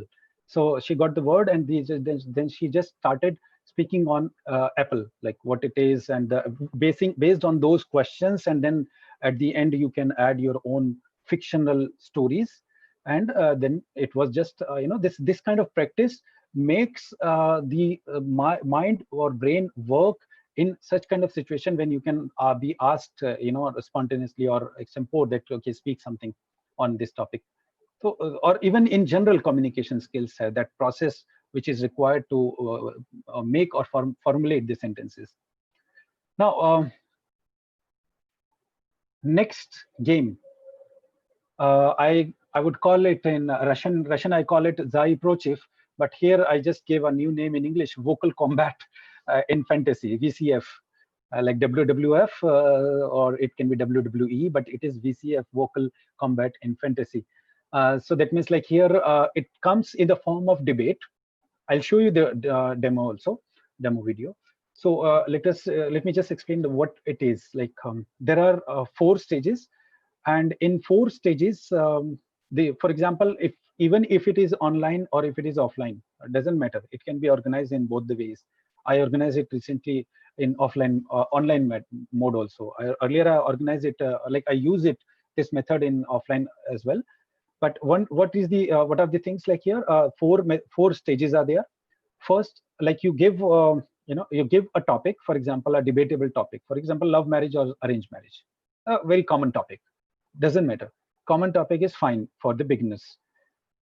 Then you just tell them, okay, you make certain points, give a topic in advance, and you just ask them to prepare some points, not the paragraphs, not the sentences, no sentences, no paragraph, only points in favor or in against. Like it can be in pro and cons, both the points, both the sides you need to prepare. Now, why both the sides? Because what we want, like because we don't know like whether who will come tomorrow and who will not. So whoever is coming tomorrow, you'll just divide the team into 2. Like for example, 10 students are there, so you divide 5 into 5, 5 and 5 students, and design designate one team as for and one team for against. Now how we carry on with the debate with this game. So we'll say that in this game, first stage is 1 by 1. Like you will be speaking 1 by 1. For example, from team A, one person will be speaking for maybe 1 minute or 2 minutes, giving his or her arguments or on his or her points. And then other person from other group will be speaking. So in this way, like everybody's participation 1 by 1 can be heard. Then second step comes arguments and counter arguments. So in first stage, you just tell them that, okay, you need to note down the points which your opponent is saying, and note down how you can give the counter arguments to those points. So in second stage, the counter argument or arguments goes on, like for another maybe 10-15 minutes. Then comes the real funny part, that is kind of debate, TV type of debate. Like you can see that various TV programs, then they shout and then throw the hands and legs and all these things. They do not listen to anybody, and they just speak. You do that same thing in this game. You give them that, okay, for that particular period, for 10 minutes, for example, you all will be speaking and nobody will be listening. You can shout also, and shouting is necessary. Of course, sometimes it is possible in class, but sometimes when they are at home, then you need to just tell them, okay, please announce it at your home, or just inform your parents or your nearby people, so that they don't feel like what it is happening. Why is this person is shouting? So that you just say that I'll be shouting. Maybe that person can inform that that person will be shouting in a particular game or for a particular time, so that they don't get surprised and they don't feel that, okay, he's fighting or she's fighting online. So that thing, that shouting is the integrated part. Why shouting is required? Now this works scientifically. When you shout, what happens? Your BP goes high, all right? Of course, you can just announce that if you have a BP issue, so please do not shout. But yes, we assume like everything is fine. So shouting is not in a real form, but yes, in just when you raise your voice, and when you play, you know that you're playing, and then you can shout. So when you shout, your blood circulation goes on a very high speed, on a very high pace. Why it is required? Why it is so? Because your brain need a lot of blood, like that means blood circulation on higher mode, so that it can generate the speeches, generate the words, generate the thoughts, generate the sentences quickly, as quick as possible. That thing, if you restrict that, okay, that shouting thing will be in that particular language. Like for example, if you're learning German, so you just say that, okay, you will be shouting only in German, you'll be speaking everything in German. If you want to say whatever, then it will be in German, no other languages.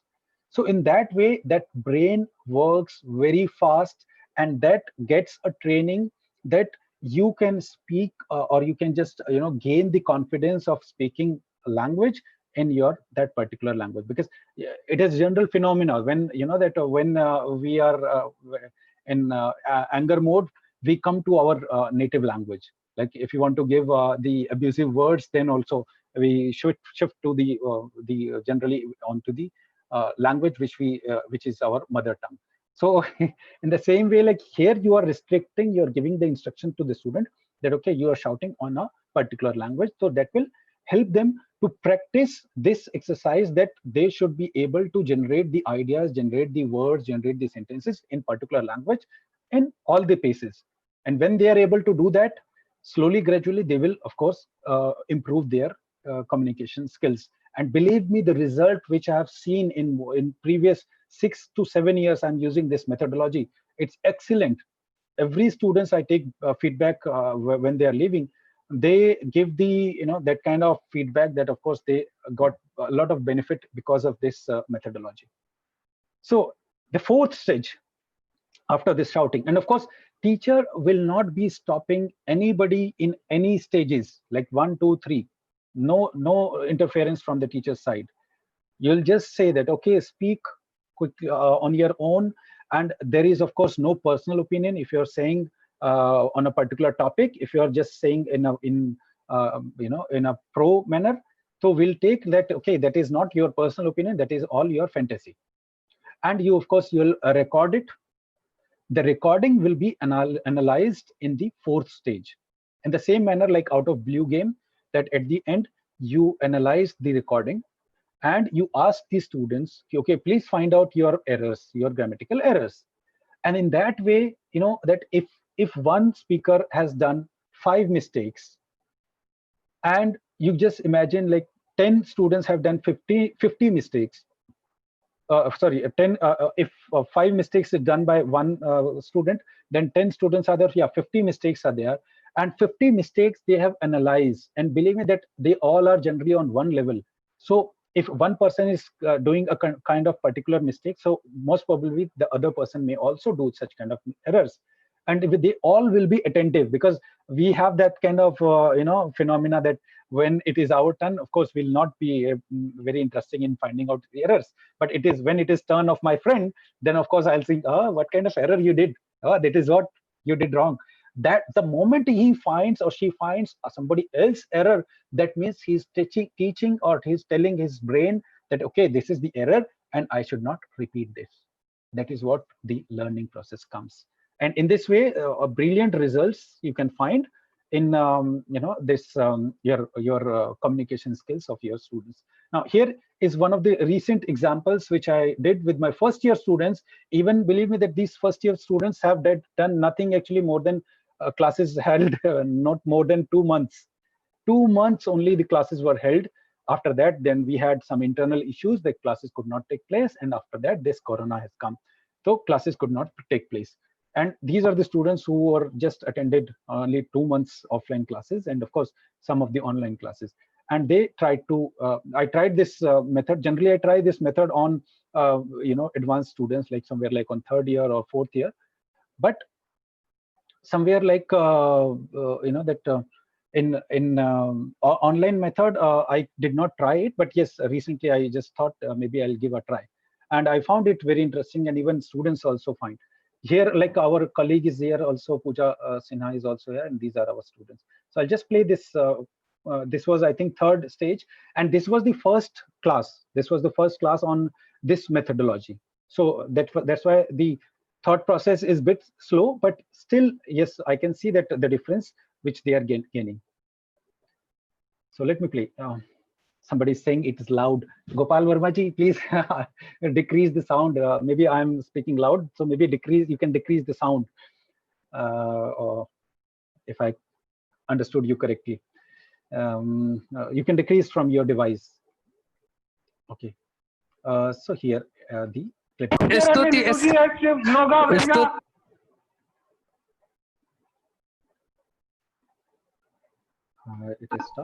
Stuti esgazal.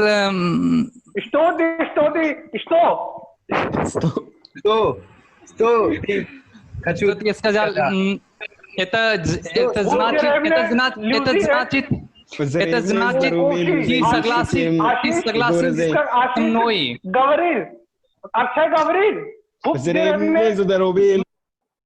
Now, these folks have limited knowledge of their words, vocabulary, and grammar, but still they are trying. That is what the main thing is. That I said that you try and do whatever mistakes you want to do. We will analyze and we will correct it later on.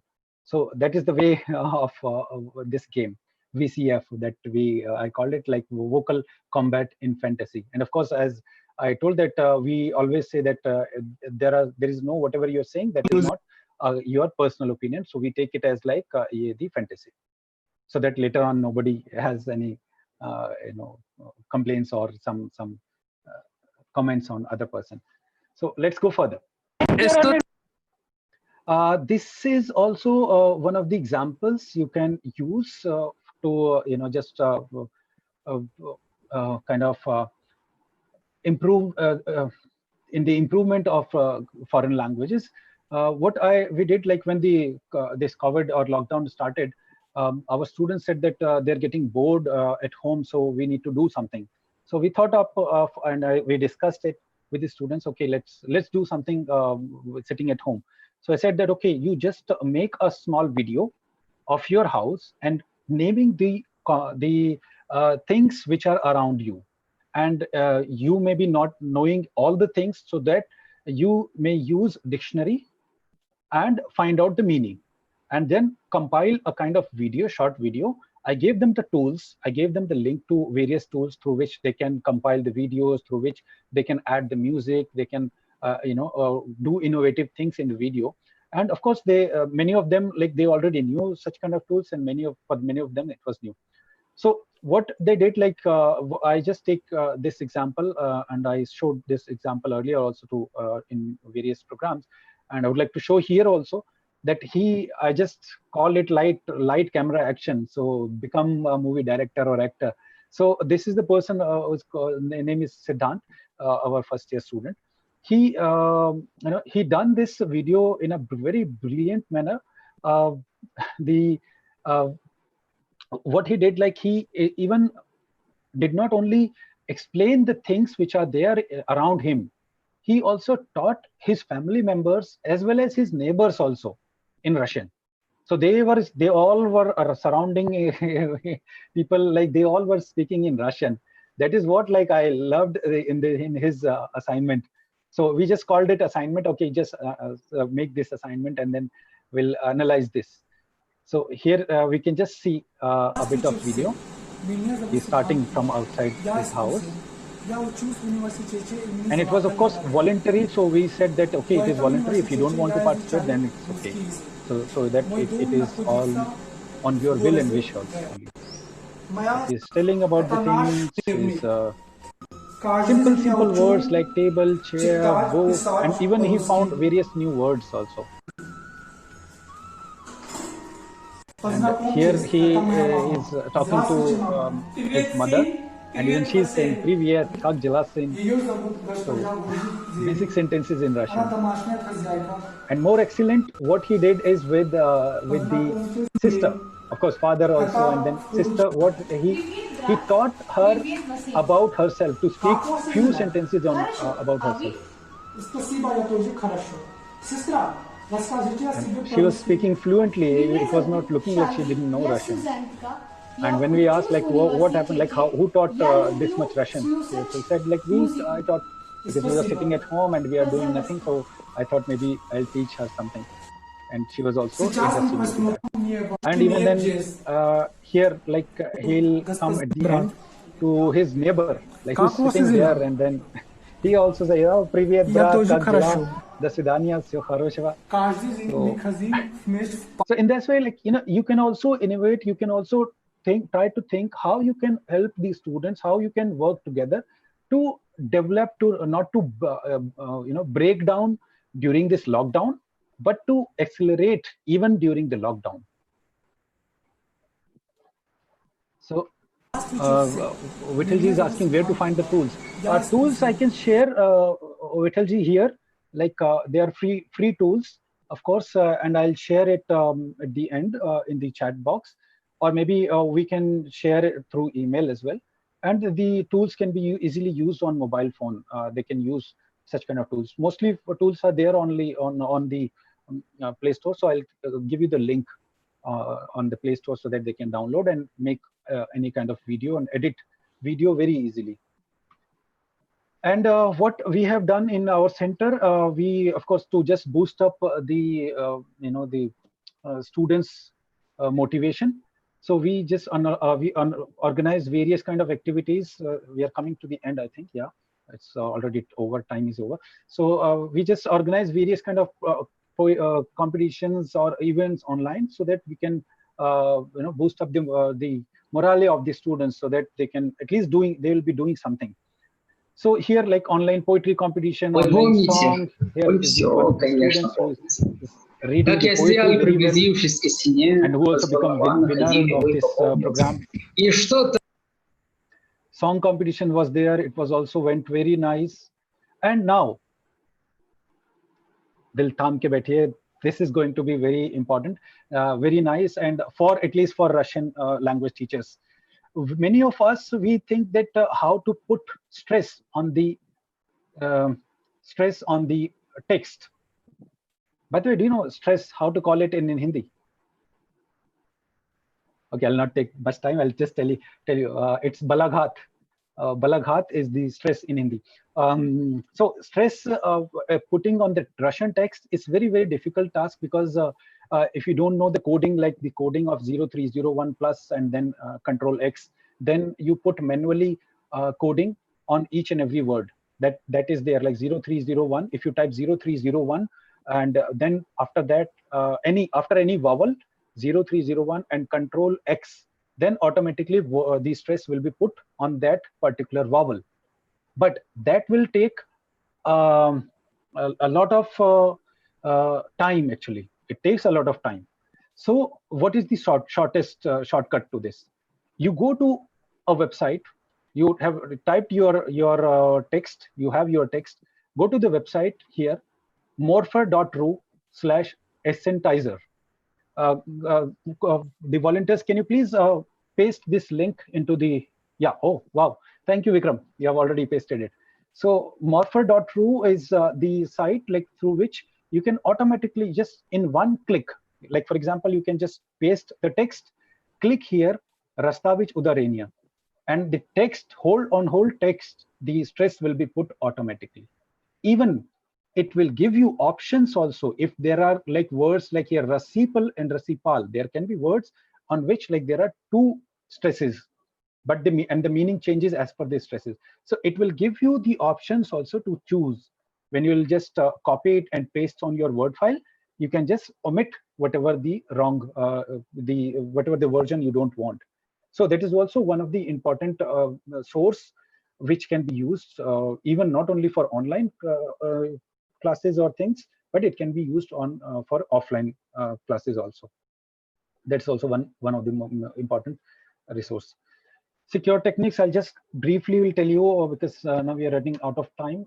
So whenever you are having online classes, so please try to understand that. Try to use the safe tool. It can be Cisco WebEx, it can be Zoom, it can be conferencecall.com, but please do not use Google Classroom. That is what I can say, that it is one of the most unsecured platform, because anybody can show anything. And if somebody shows, for example, porn or something like that, then your whole morale of the class will go very bad, because Google has not restricted anybody. They don't have any option to restrict anybody to share the screen. Like currently you are having here, you cannot share your screen, as I told earlier. So please do not use any unsecured platform, use only secured platform. Cisco WebEx also gives that one, that control that nobody else can share the screen. But for that, you need to create the settings. You need to just select those such kind of settings. So before having online classes, take such kind of safety measurements. Otherwise, you'll be calling that, okay, my phone or my laptop has been hacked or my thing has been hacked. No, nothing has been hacked. And while sharing, share a particular window instead of screen.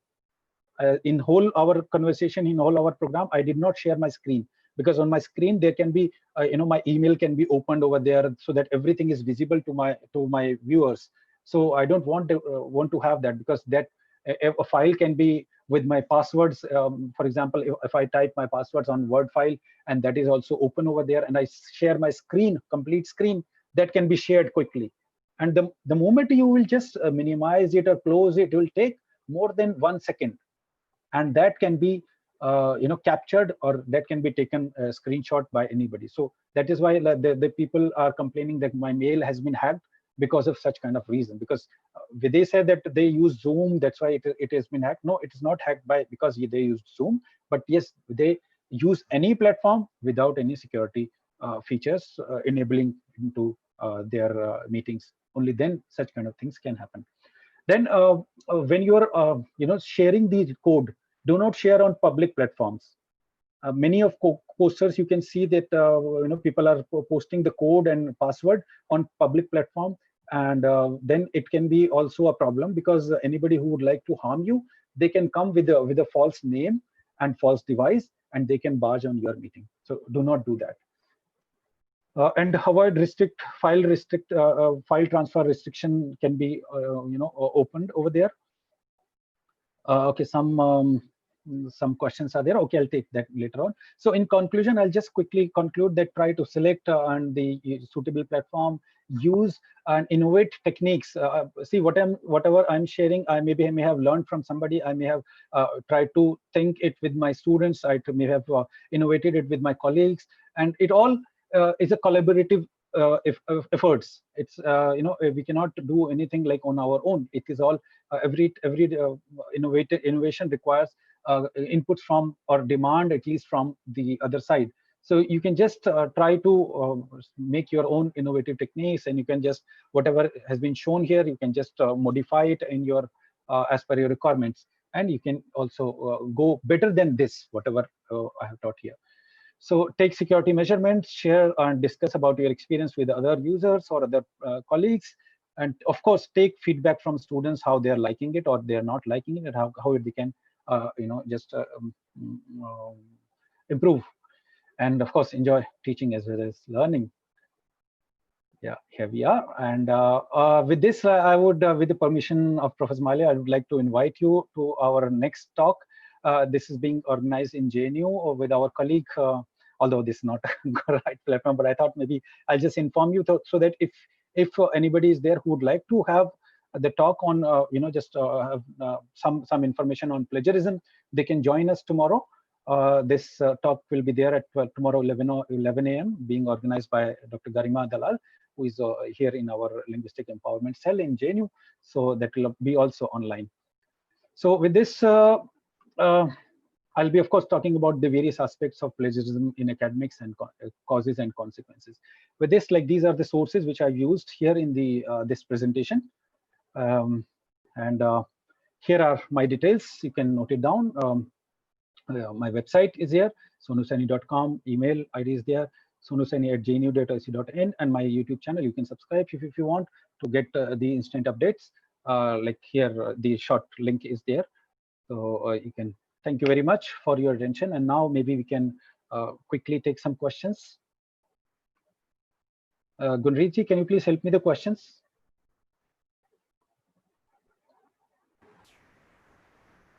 Okay, I'll just also flip down the questions until the Gunreetji also finds out. Mostly people are interested to know the tools, where to download the tools, various tools that you had discussed earlier in this lecture. Can you repeat the question, please? Sorry, your sound is very low. Okay, mostly people are interested to know the source of the tools that you had mentioned recently. Source of the tools? Yes, sir. Which tool? That means like online classes? Probably that's what they mean, sir. They've been asking for the tools, the sources Okay, of. maybe we can give the mic to the person who has asked the question. Maybe we can give the mic. Have you seen that one? Okay, till that time, I'll just you try to find out, and I'll try to locate other questions. Yes, sir. Sonuji, Sonuji. Yeah. I would like to just comment on the question asked by Meeta Narayanji about the methodology of translation. Yes, yes, please. As far as methodology of translation of creative writing is concerned, there is no ultimate methodology of translation. In translation, the most important thing is how to select the most suitable equivalence, which depends on various factors. For example, the purpose of translation, your prospective reader and their intellectual level and their inhabitancy, and the kind of text you are translating and the period of text under translation and the background of the protagonist in the text. So all these factors decide to select the most appropriate equivalence. For example, if in Russian there is the word zarplata, so there are plethora of meanings in Hindi language. So which meaning you are going to select, that will depend on the factors I have cited here. So what I mean to say is that there is no ultimate method of translation as far as creative writing is concerned. Thank you. Thank you. Yes, sir. I agree with what you said. I think there is one question by Dr. Archana Agnihotri. Is Google Classroom is insecure? I'm sorry, I didn't mean Google Classroom. I said Google Meet. It may be by a slip of tongue if it is like that. But what I meant to say that Google Meet is insecure there for meeting purpose. Google Classroom is not for meeting purpose. That is for assignment or quizzes and all.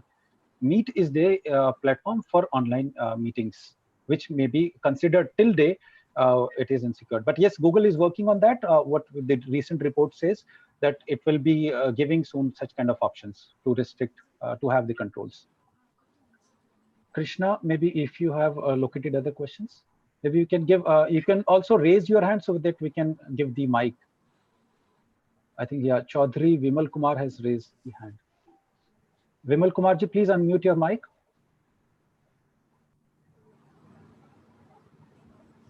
Or Deepak Kumar Diviji ji, you may unmute your mic. Okay, till time. Deepak ji?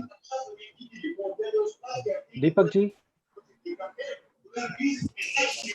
I think some sound was there at his background, so I just unmuted him. So maybe you can just type the questions over here, Deepak ji. We are not able to get your sound. Then maybe Vittal ji was saying something. Vittal ji, raising your hand, not visually like here, but we asked to raise virtually, which is option is there in the Zoom. Yes, you can unmute your mic if you wanted to say something. Yes, please. This is regarding the methodology of translation. Yes. Now, being in this field for almost 4 decades, right. Now whatever the translation theory and others are taught, the more emphasis is given on the literature. Now, what is the demand of the outside is of the technical translation. Now in technical translation, there some modules can be developed, maybe online and offline, for online and offline use also. And as far as up to my knowledge, there are no modules available. See, I think like you can find out modules like for the technical translations, of course, or if it is not there, maybe you can innovate them. You can create. There are, but they are very old, age old. They are very old ones. as we said that everything is to be updated as per the current right? time. Yes. So yes. that may be as like you have the vast experience of 4 decades, as you're saying. Maybe you can also, just help us in updating or Yes, maybe yes, provide such kind definitely. of You things. can call on me Yeah. anytime. I'm always Thank available. you. Thank you. So we have other question from Deepak Kumarji again is raising hand. Deepak Kumarji, we are unmuting you. Please unmute from your side. I'm sorry, like I think we are going out of time frame. So we'll take the question. Deepak Kumarji, please unmute your mic.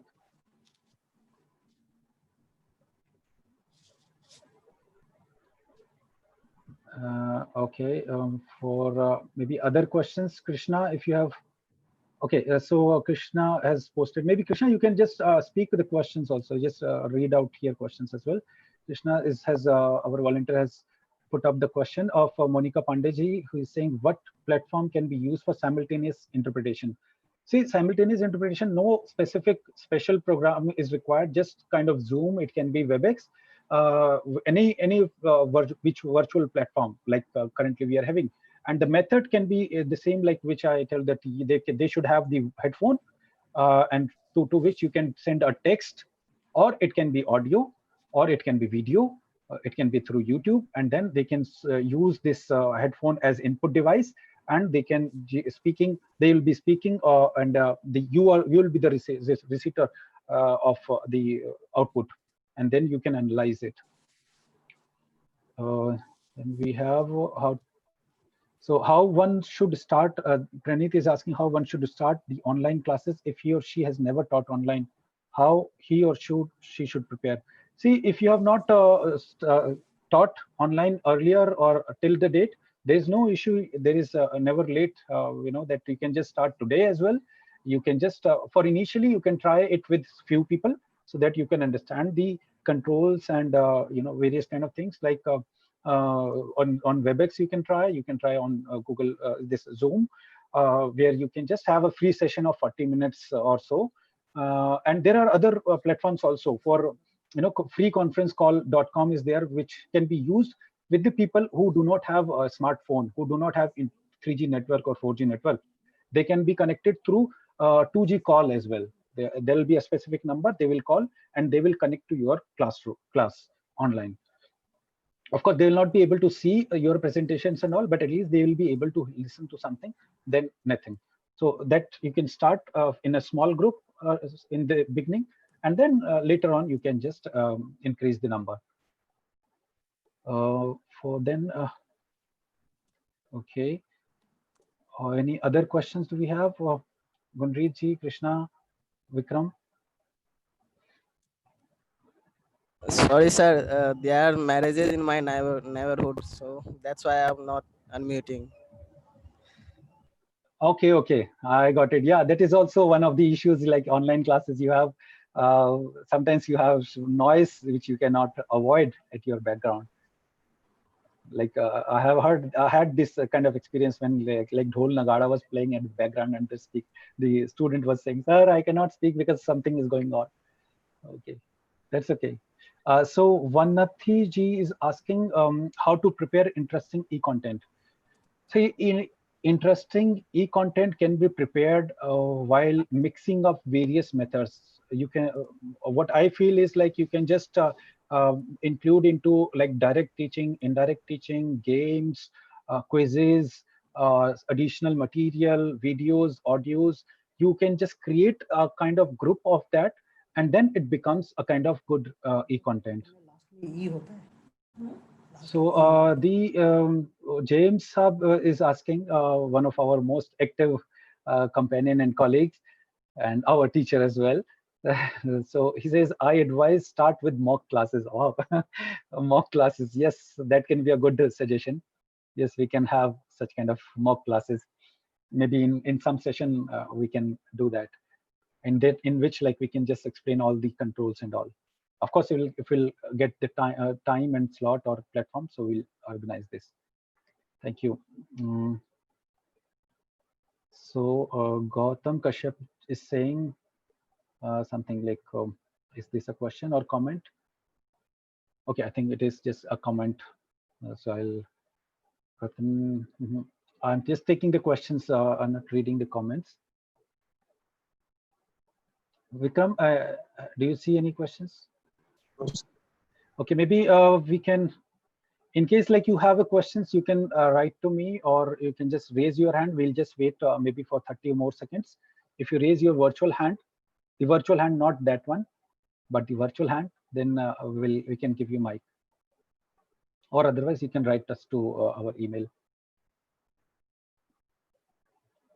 Or then otherwise, like we can just, can we share the link for the feedback?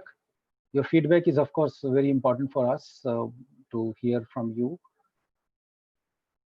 Please share your feedback with us. Yeah, link is already here. We are getting a lot of compliments here. Thank you very much. Okay, so maybe you can just click on the, meanwhile, we are getting the questions. You can just fill this short feedback session, feedback form. So, okay, Vanathi ji is saying, please arrange another session also for regarding the use of online tools. Okay, we will try to do that.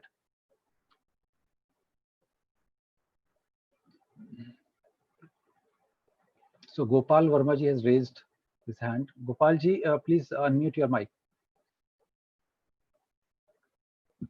Gopal Verma ji. Yes. Yeah, is it audible, sir? Yes, yes, absolutely. Please accept extensive regards. Gopal ji, your voice is cracking, so we are just stopping the video. And my question was that how technology. Yeah. Hello. Is it audible from my side? Yes, yes. Now it is fine.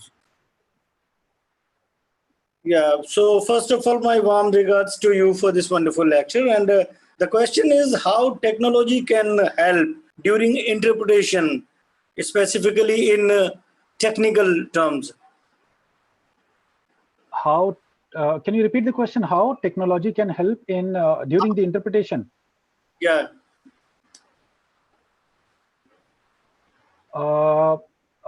In which means you wanted to ask, like for practice purpose, or for students? You're saying for both. When one is required to interpret something, and he is not recalling a word in the target language, how it is, what the word is. So how in that at that particular moment, how technology can help?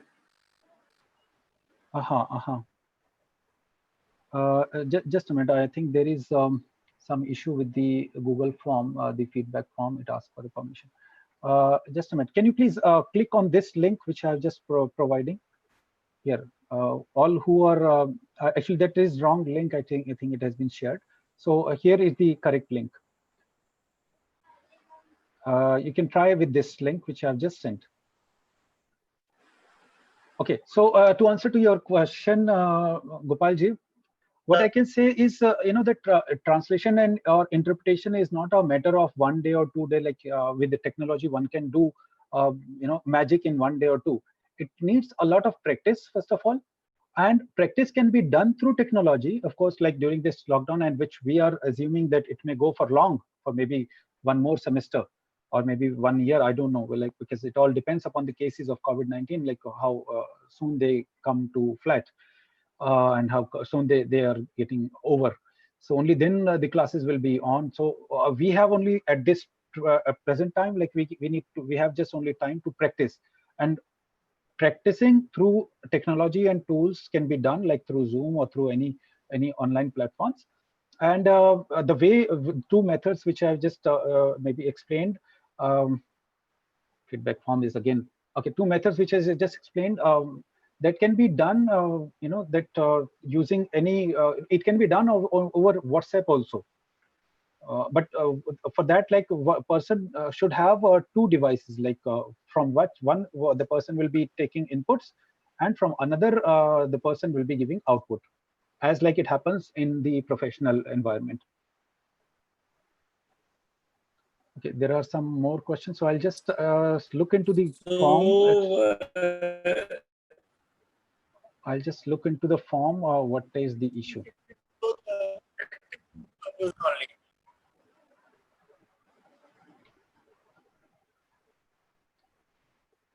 Give me a moment. I'll just see why it is not getting the responses. Sonuji, can I ask one question? Yes, please, sir.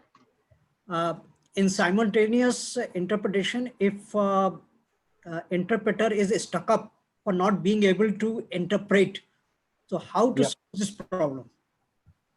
See, what I have felt, we always as an interpreter, we always face such kind of issue.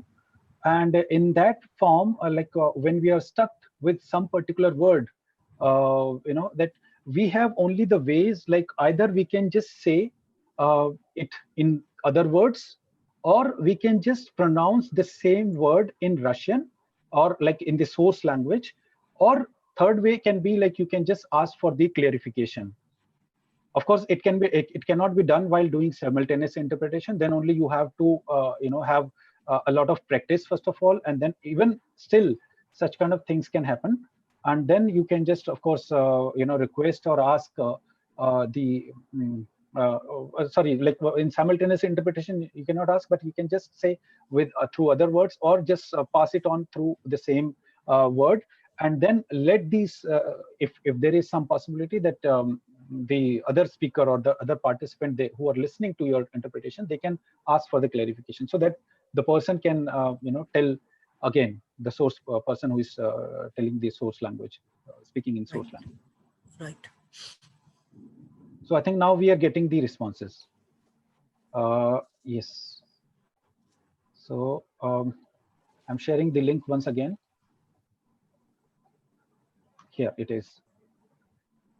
So please try this one. I think it will work now. We are already getting the responses. Navneetji's response has been received. So yeah, what somebody else has, Professor Malia, have I answered to your question completely, or? Yes. Okay. If I have any doubt, so later on we can discuss it. Of course. So Vignesh ji, please unmute your mic. There is some issues like in feedback form. Can you open it? Can you try to open? Like, yes, I am able trying, to, but not. It is asking for permission. Like. Okay, let me just check it once again quickly in the form.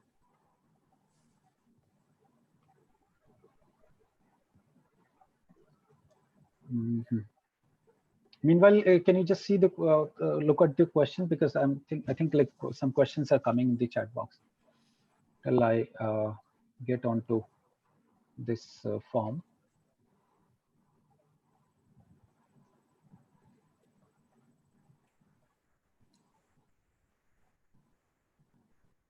Or I'm just posting another link. Sorry for that. There may be technical reason that why it is not opening. Can you try with that, Krishna and Vikram? Can you please let me know that whether it is working? Meanwhile, we can just try Vignesh ji. Professor Meeta Narayan wanted to say something. Yes, Professor Narayan.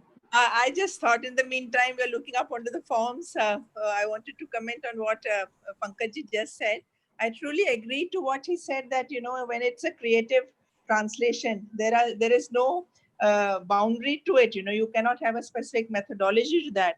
But my apprehension is only when you are teaching learners, when you're introducing a subject to the learners, what is the mode of how do you introduce it? That is what the main thing is.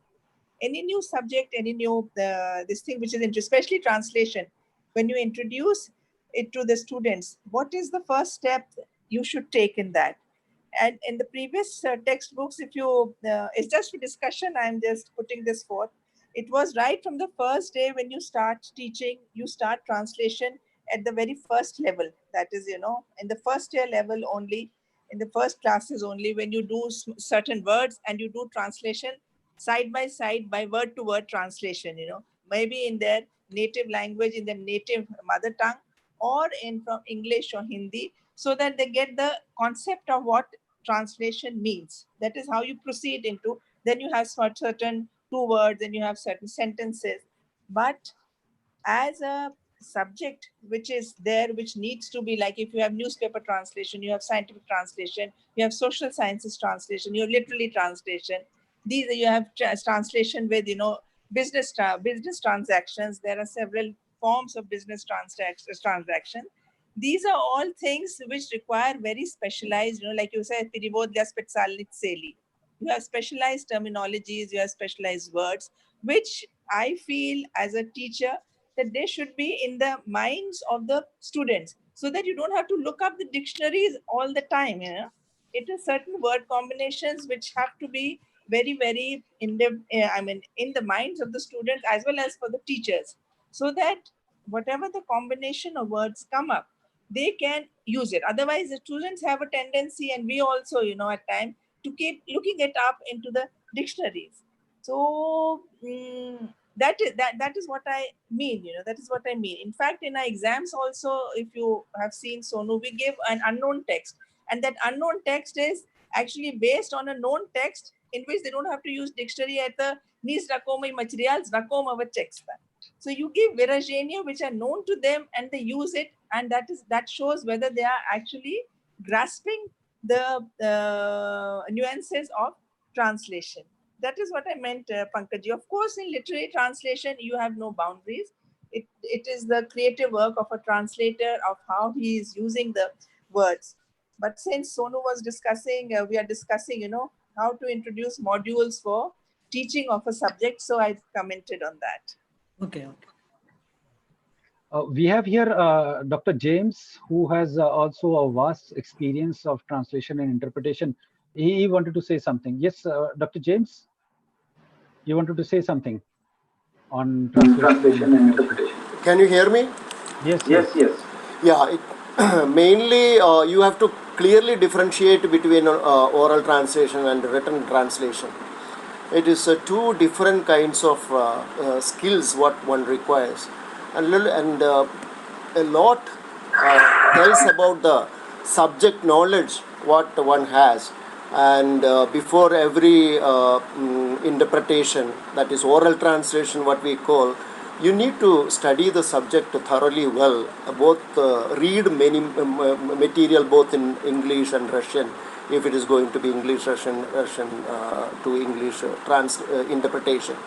So I ask people to start preparing by learning different subjects of bilateral nature between India, if it is a Russian translation between India and Russian speaking countries and things like that, you know.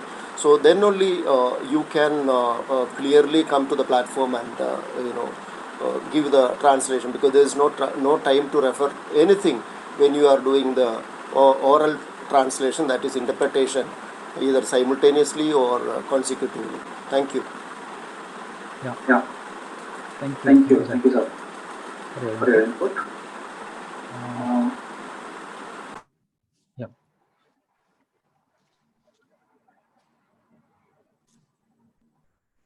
So I think there are no more questions over here.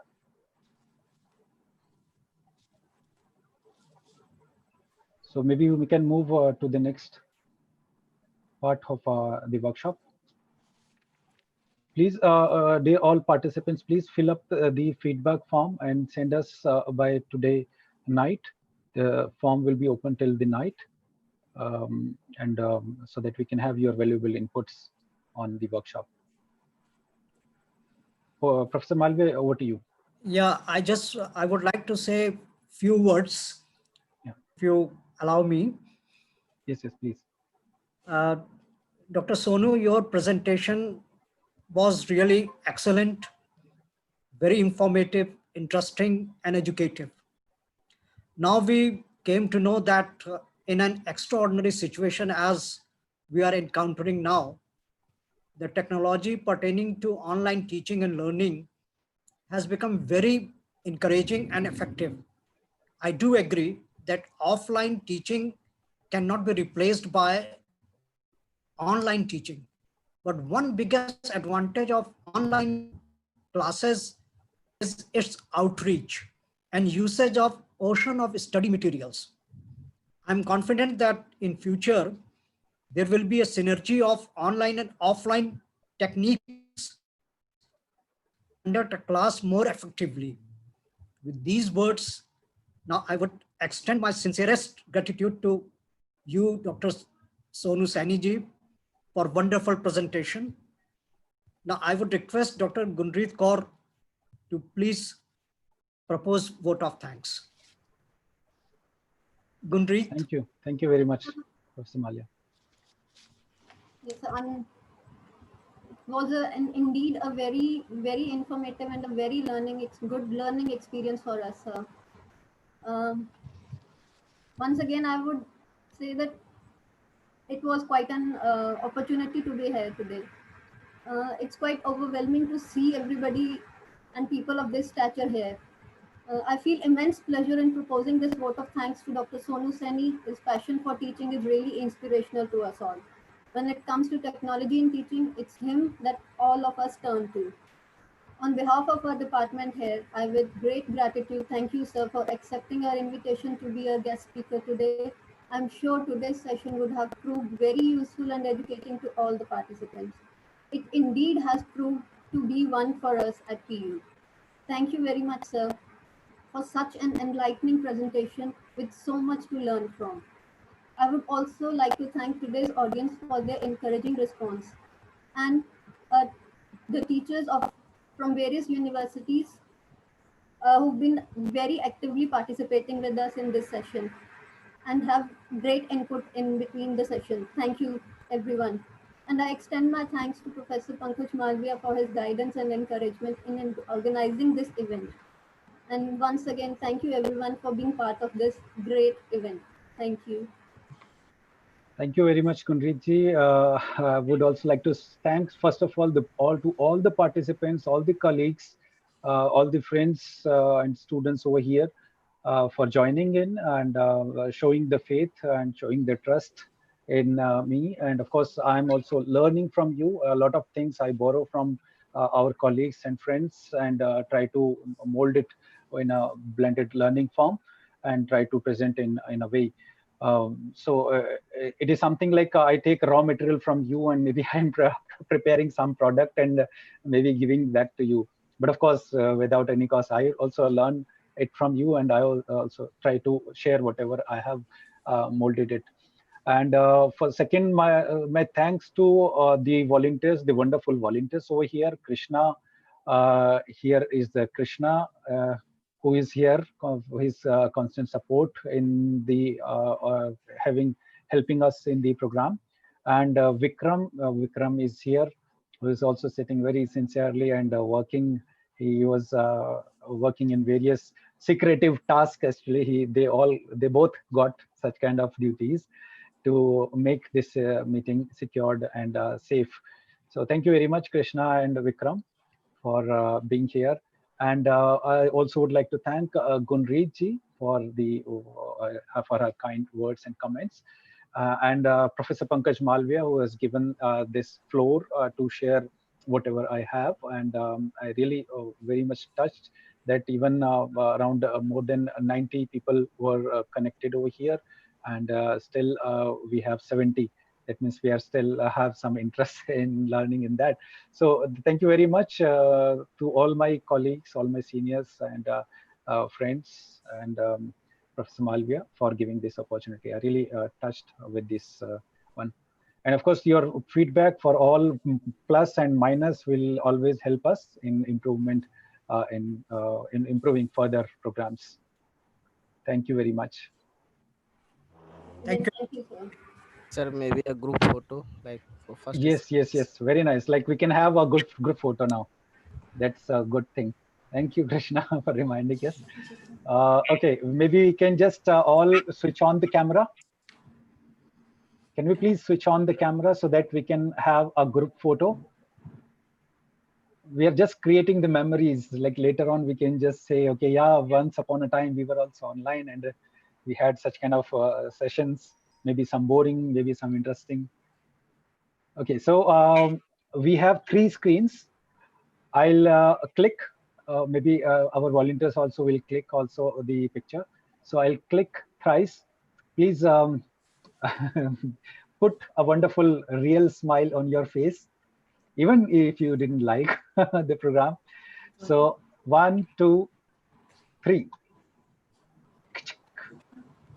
So one click is gone. And then on second screen, we have, I'll just tell the name. On the first screen, we had Indraji, Vijayan Saab, Ramni ji. And then on second screen, Kaushal ji is here. I can see, and Ashutosh ji is here, Anupama ji, Jitendra ji, Archana ji, Mirigul ji. So please have a smile. Sushant, wow, what a good look, Sushant, you have. Oh, and what a smile now. Yes, yes, a smile should be real. Ramnik ji is asking, the smile has to be real. Yes, yes. I can see Subhash also, Ankaji also. I cannot read everybody's name, so sorry for that. So on third screen, third click is going to be there. On this screen, we have Sonia, Rishika, Amit, Chatmola, Manurada ji, Zebia. Manurada ji, your camera is not on. Raghav, Narendra. Can you switch on the camera? Vanat, I can't see the complete name. Yes, yes. Okay, so third click is going to be here. 1, 2, 3. Yeah, thank you very much. And maybe I can just, at the end, I can play something for you that, of course, goes to all of you, all the participants and organizers. And here it is. This is for all the participants who are sitting for more than 3 hours continuously, taking the pain in eyes, and of course, sitting long time. So thank you very much. Thank you. Professor Thank you. Malia. Yes. Thank you, sir. Thank you, everyone. I think Manju Rani has raised hand. Maybe we can give mic. Jate jate. Or maybe it is by mistake. Okay, Manju Rani is not unmuting the mic. That's okay. It means like it is by mistake. Oh, all right. So thank you very much. So we can say in Russian, "Das svidaniya." Das svidaniya. Das svidaniya. Fir milenge yaar. Das svidaniya. So with your permission, Pankaj sir, can we end the meeting? Yes, yes, we can conclude it. All right. Thank you very much.